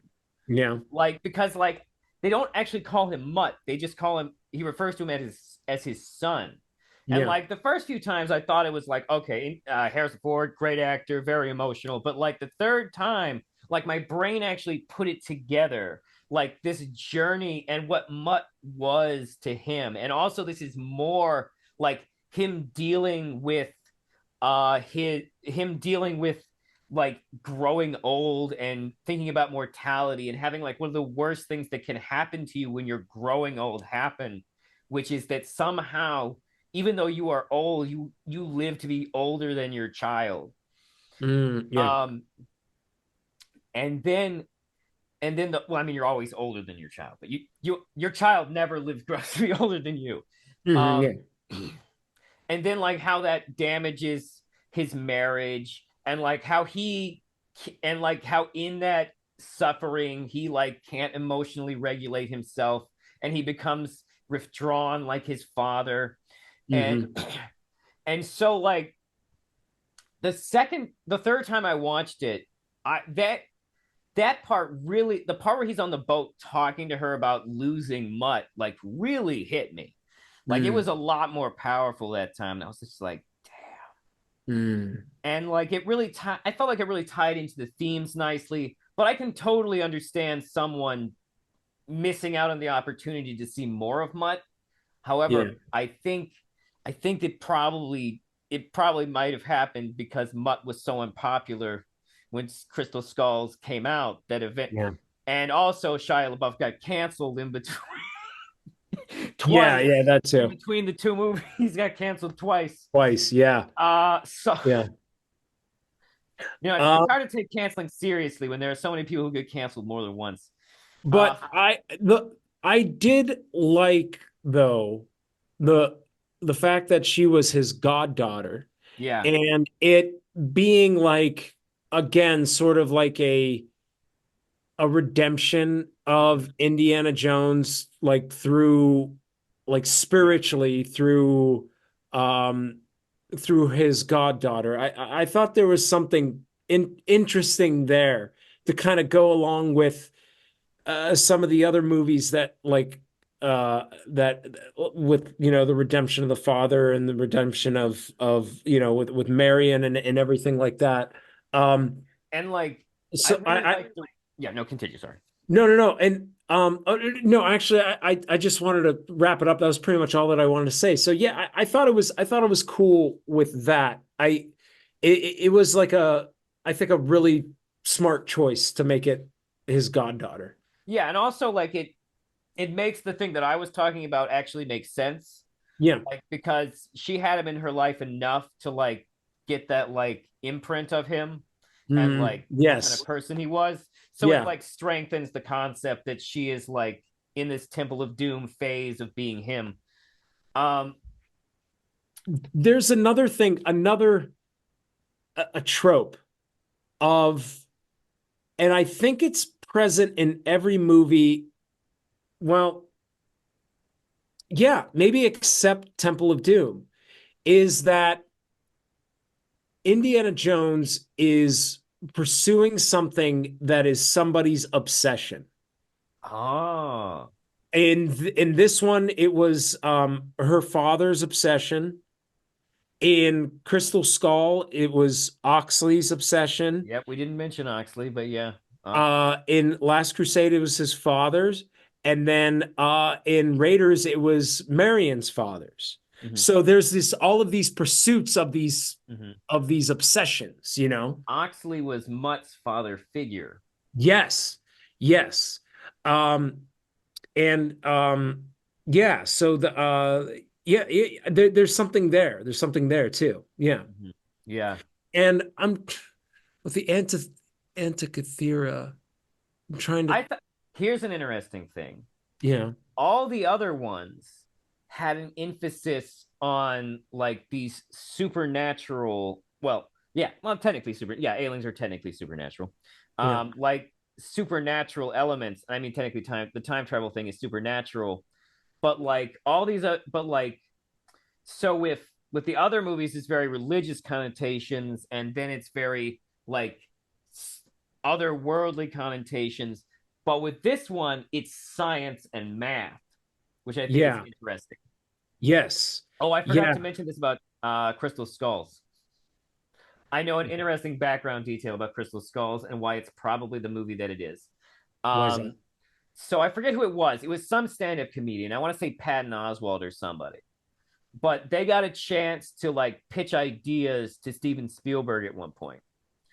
But when they went to do it, George Lucas, who is like besties with Spielberg, was there and they were hanging out. And it turns out that George Lucas was a huge 2012 guy. Like he believed in like the 2000. George Lucas is the guy who believed heavily in 2012 conspiracy theories, apparently. That the And world like was going to end? yeah, like the world was going to end, Mayan calendar, all that stuff, and like that shit ties into into Crystal Skulls, which is funny. Speaking of sort of problematic parts of movies, Crystal Skull, I think also it doesn't do it directly, it doesn't play on this sort of thing, but it is like sort of indirectly saying that like these natives who lived in this part of the country couldn't have come up with this technology on their own. Now, like I'm not talking Oh no, about I see what you're saying. I'm Like the talking about like pre-understood stuff. in Mhm. the real world, like they built pyramids, they had cities, they had advanced societies and stuff like that. So like people say that like, oh, well, they must have gotten that from aliens or they must have gotten that from somebody else. Well, no, why couldn't they have developed that on their own? Why do they have to get it from somewhere else? Are you trying to say that these people aren't intelligent enough to come up with these things on their own? Um, which like is a very sort of distant critique, I guess the word I'm looking for. Sort of a, it's not directly offensive, it's maybe No, I understand what indirectly. you're saying. Like there's Yeah. the general problematic concept that goes along with ancient alien theories is that it disempowers people who we can't really say couldn't have done it. Right. Yeah, yeah, yeah. I want to make sure I mentioned that too. Um, Also, have you noticed that like advanced technology in movies for some reason always is just a bunch of stones moving? you have to give me more examples. I mean, like most of the Indiana Jones movies, Yeah. but like also like most movies that involve pyramids or Atlantis or ancient Mayan stuff. It's like so just really like a lot of rocks moving around. Okay, Well, it's hard to do. I mean fair. It's fair, It's hard to get like try to get a brick to go like this. but Like also it's hard to like do. it's also like I feel like that's if it really was ancient aliens, you feel like they'd be able to do it with like like microchips or something. Right. Yeah, like where's the technology from the spaceship? Exactly. Yeah. Exactly. Um, I will okay. Um, again, I feel like I'm only being critical of female actresses. So I apologize. I'm not. I just really don't have anything bad to say about Harrison Ford as Indiana Jones. I Um, mean, like honestly, like he's great at it. yeah, It's clear that it's a role that he enjoyed. yeah. He has it's like the perfect character for him. And I won't lie, sometimes I do think that Harrison Ford might be on the spectrum. But once again, maybe this is just me being on the spectrum, wanting to grab everyone as being on the spectrum. Bring Who them knows? in. Bring them in. I'm with you. I'm with you But on Henry Jones Sr. being on the spectrum. I'm sticking with that. Uh, but I will say the thing that I didn't particularly care for Phoebe Waller-Bridge's portrayal as Helena. Um, it's not that I thought she was a bad actor. I think she's a very wonderful actor, and I think she's charming. Um, but there was something about her pace and timing, and she was like she was very peppy and yeah, like sort of this poppy sort of persona, and it just felt slightly out of sync or out of tune with the rest of the movie. Um, and that's a director thing. That's not an actor thing. You know, I know she probably brought a lot of that, you know, to herself because that's the kind of actor that she is, or at least from the other stuff that I've seen. Um, but it was just a little, it was a little like, and maybe I don't know, maybe Harrison Ford was just gruff and curmudgeony, and maybe that I there is a part of me that wonders if there was the idea was to like sort of like contrast them that way. maybe and but it just something didn't work for me. We're just with her portrayal as the character, and like I said, it's not her. I don't even think it's the way that it was written. I really think it was direction.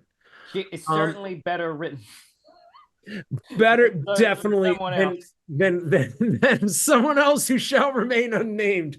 Yeah, a certain other woman who was very prominent in one of these movies. Yeah, The other thing I want to talk about from Dial of Destiny is just I like the ending. Like yeah, like the moment where he wants to stay in the past because like he feels like a relic and he doesn't know where he fits in the world anymore, and he's on a certain level he's ready to let it go, and he feels like this is the best way he could possibly go. And mm. then she does the most Indiana Jones thing she can possibly do and just cold cocks him Oh God, so unconscious to bring him back against his will. yeah, Because you know he has to still like, I assume, lose an eye to cataracts and be an old man in museums telling people stories. yeah, But right, because that's what happened in yeah, the Indiana adventures, Jones. right? Yeah, Which by the way, the events of our canon, because I really. forget in which, because in Crystal Kingdom of the Crystal Skulls, he specifically is telling his son about things that happened on that show. Oh, cool. Specifically, the thing I remember is he talks about being in the Mexican American War and being captured by Pancho Villa. Oh man. So yes, the show is canon. Canon. Oh, that's dope. All right. Well, I that might be the next thing that I watch is the show. Mm-hmm. If But I can get fucking Disney Plus to work. I tried to watch X-Men 97 this morning, and it just like it was the spinning oh, thing. Yeah. Anyway, sorry. but no, that's Um all good. I understand the frustration. yeah, I yeah. but like she brings him back. Yeah. She even brings him like like the spear as like a thing, Yeah. and then like, but when she brings him back, she doesn't just bring him back to the old apartment. She brings him back to like his remaining closest friends and family. Yeah. He, like Marion comes back to him, and the scene with Marion that calls back to Raiders, Like I thought that was great because they Yeah. reversed the whole where does it hurt, where doesn't it hurt, Where doesn't it hurt? and Yeah. then Yeah. so they reversed it where he's in Marion's spot and she's in his, and I thought that was great. Yeah. Um, uh, and then and like of course her and like the kids and Sala, they all like make him a reason to leave and have that Yeah. sweet scene, and like even though she's not in a lot of the movie, like the way they did it, like arguably it'd be nice to have her in more of the movie, but at the same time, like the whole idea that they've almost broken up, like, and then she comes back at the end, it like brings it around to that whole redemption thing that's so Yeah. prominent in the Indiana Jones movies. And like, and then at the very end, they get a trope in there that we didn't mention, which is the whole grabbing Grabbing the the hat hat before or the something hat coming closes. back. Yeah. Yep. Except here, it's more like just it's very Easter eggy and more symbolic in the fact that he's reaching out and grabbing it off the clothesline before the movie itself closes on it. It's like, yeah, Yes. it's like, yeah, Oh. Oh. I never thought about that. It's like he's grabbing his hat before the movie ends. Oh, that's yeah, great. yeah. No, Yeah, that is a trope that we miss. Like his hat always shows up mm-hmm. and he always like reaches it as a door is closing, you Yeah, he has know? to grab it right before something closes on the hat. Yeah, yeah. Yeah, no, Oh classic. man. It really was I think a great ending for this, and it really sort of tied everything up nicely. Um I do think that last scene with Marion and with everybody was really really great. And you're right, she brought him back, and she brought him back to like all of his closest friends. So Mhm. yeah, what a wonderful way to send off an icon, you know? Yeah, showing him that just because he's old doesn't mean he's not loved. Yes, exactly. Yeah, And yeah, I mean, even though they lost their son, which is terrible and tragic and should never happen to anybody. Um, yeah, yeah, yeah, no. Um, I would definitely say that uh there are at least a couple Indiana Jones movies that I think are definitely underrated. yeah.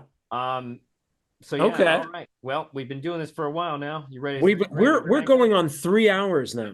Yeah, I know we're very close Yeah. to 3 hours. So So so let's if you so let's stuck with us for this long, all right. So we're finally here at the end. It's five, right? Yeah, I'm not losing. yeah, Already five. losing We'll my start mind. with number five, and yeah. I don't feel like this would be a surprise, but my number five is Temple of Doom. Okay. Like it's fun, but like it is the most flawed in my mind compared to the others. Mhm. It it doesn't quite reach the same heights as some of the other ones. It has the most annoying love interest slash sidekick, who is just written so badly. Yeah. And its villain is very like you don't it possibly the villain I he is mostly just interesting for being different, Yeah. Yeah. but otherwise he's kind of problematic and he's just not as interesting as anyone else. Yeah. So, Yeah. so yeah, and I got to put Temple of Doom at the bottom. I'm gonna go with Crystal Skulls as my last one, but again, I still think Crystal Skulls is a fun movie. Mm-hmm. Um, I put that down there because I just think that the weak motivation for like what the mind control and stuff, and then just the unclear plot. Not quite sure like what they're going after. Mm-hmm. But still a fun movie. Yeah. So Crystal Skulls is five for me. Yeah. What you got for four? Well, number four is for me is Crystal Skull. Okay. Okay. Because I actually really did like Crystal Skulls a lot more the second time I watched it. Like I Yeah. just think it has a lot more character stuff than Temple of Doom, and I always like that. Yeah. Even though I didn't initially like Shia LaBeouf as this character, it grew on me, especially after seeing Dial of Destiny. Um, Crystal Skulls is definitely overhated. Um, Yes. Like, I agree with everything you're saying. I don't necessarily know if underrated is the right word, but it is definitely overhated. Maybe Yes. those things, maybe one does not cancel out the other. I'm not sure. I think there is this movie does get a lot of hate, and I think it's unwarranted. Yeah, like I understand that it feels weird because it's this attempt to see him in the 50s, which I'm now noticing we skipped the 60s, but we technically skipped the 40s also. Um, because Yeah, like yeah. because like the two World War II ones actually happened We're in the 30s. Yeah, like before America joins the war and stuff. yeah, Yeah. Um, but yeah, wait, which one was I on again? Crystal Skulls. Yeah. yeah. It has a lot of. I love that it brought Marion back in, and I love all the Marion stuff that it technically sets up, even though I didn't know they were setting it up to pay off in Dial of Destiny, where I really do think it pays off. That includes the Mutt thing, even though I can totally understand if someone really likes Shia LaBeouf's character being upset that he died in Vietnam. Yeah. Even though I do think it ties in thematically. Yeah, Crystal Mhm. Skulls is my number four. Just Okay. overhated, but it kind of has it falls to this spot kind of by default. I Yeah. do like it more than Temple of Doom. Okay. Um, my number four is Dial of Destiny. Again, I thought it was very fun. I enjoyed it. There were, like I said, a couple of things that I wish were developed a little bit more. I did love Mads Mikkelsen's character. And I thought the themes in it, like with time and time moving on and all that stuff, played in very well. Still a fun movie though. Still a lot of fun. Mm-hmm. I What would you got say for that three? I would say that one is underrated, but it's not overhated. Yes. Yeah. Yes. What you got for number three? Well, number three for me is Dial of Destiny. Okay. In my mind, I just maybe it's the autism again, but like I in my mind like the pattern that it sets up with Raiders and the Last Crusade just is very satisfying for me. It almost feels like a trilogy within this like pentology, if that Hmm. Yeah. weirdly. Even the way it's like spaced out as like every odd movie sort of like becomes part of this main like this is his life story type of Mhm. deal and like ties back to like the main some of the key points like Nazis and whatnot. Mhm. So for me, I find that very satisfying and just like all the other things I mentioned, for me, I really did. I love Mads Mikkelsen. I think once you understand what they're doing with Helena, she's actually a lot better sidekick than we give her credit for. Um, I can understand. I don't know. Sometimes I think some men are just offended by women being sassy. Let's be real. Oh, I'm not no. saying you are. I'm not saying you are. I'm saying some men on the internet who complained a lot. Uh, Yeah. but yeah, no, I really enjoy Dial of Destiny. I do think it has definitely one of the best Indiana Jones villains, and he's definitely the best, at least the best Nazi. That's a weird sentence. Yeah, yeah. He's the most developed Nazi, let's just Yes, say. Yeah. he is the best villain who happens to be a Nazi. Nazi. Yes. Okay. My number three is Temple of Doom. It's sort of here by default. I wanted to put the Dial of Destiny above it, but I just had a really hard time with it. Maybe at some point that'll change. But right now, yeah, Temple of Doom. I still think the action is a lot of fun. Um, and yeah, it's still a fun movie. It somehow has the one of the best and one of the worst sidekicks. The question is, do they balance out for a person? Do they That's balance out? Yeah. Yeah. um Yeah. I love Short Round. Great character, but yeah, just I'm telling you, man, just let her go into that pit. yeah, no. It's like Spielberg, stop casting women you're boning. Don't do it. Do not base your films around the women you are having sex with, Spielberg. It is a mistake. Always a bad choice. Always a bad choice. Not everyone you're having sex with is a muse. Uh, so this is where Number it gets hard. two, what do you This is where it got? gets hard. Oh man, Yeah. I've been going back and forth on this the whole time Okay. because this is very challenging for me because I broke it down in my head, and the thing I realized is that I think that Raiders is the better standalone movie. But I kind of feel like Crusade is in many ways peak Indiana Jones. I agree 100%. And I don't know how to measure that out. Okay, so I agree. I think Raiders, like by any objective standard, is the better movie. Mhm. But there is something about Crusade, and it's my own subjective preference for the theme of Crusade, for how good Sean Connery was, and also for the themes of the Crusade of the father being redeemed through the son, and the son through the father, and the search for the divine in all of us. Like, there's just something about that that just to me speaks on a deeper level, which is why I I have Raiders as 2 and Crusade as number 1. And it sounds like that's where you're going to. I kind of feel like, yeah, that we are in actually more agreement than we thought. The only Wow. outlier is really Temple of Doom. We just Yeah. have it in different places, even though we Yeah. agree on a lot of the sentiments. Yes. Um, Yeah.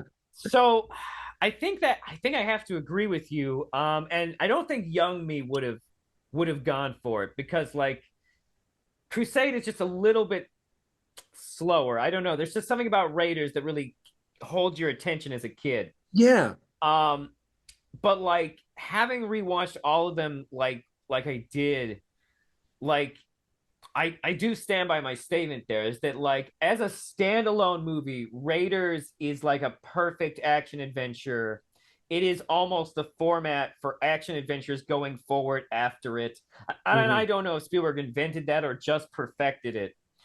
But like it's the movie that reminded me like, oh my God, how could I have taken Spielberg for granted? He's so fucking good. Yeah. Um,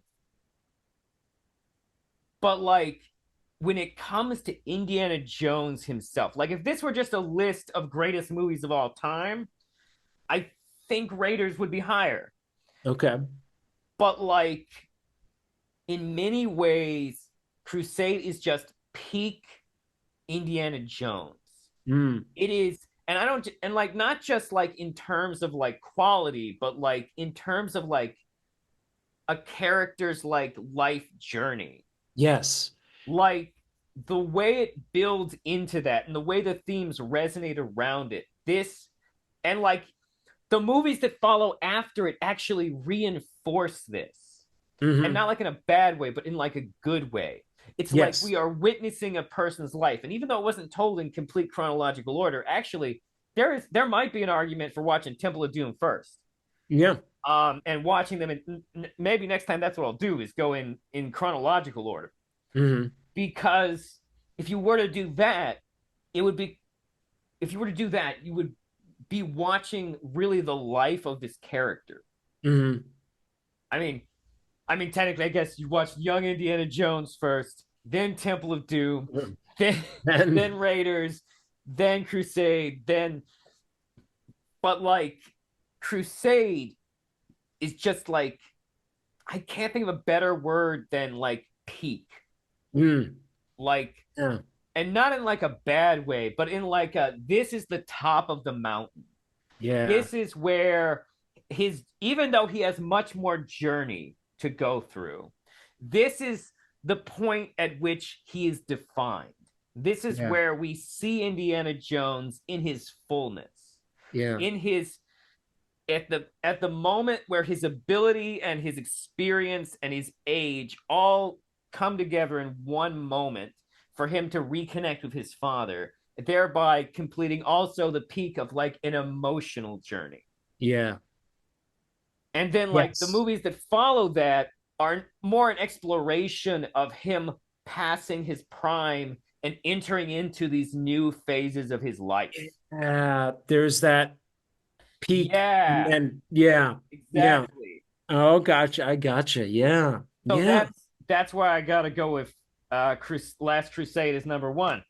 Oh, wow. We are in agreement. Yeah, Crusade, number one, Raiders, number two, and then we just differ on Temple of Doom. That's where we're at. yeah, because technically the only difference between our lists is that I took Temple of Doom from where it is on yours and I just moved it to the back.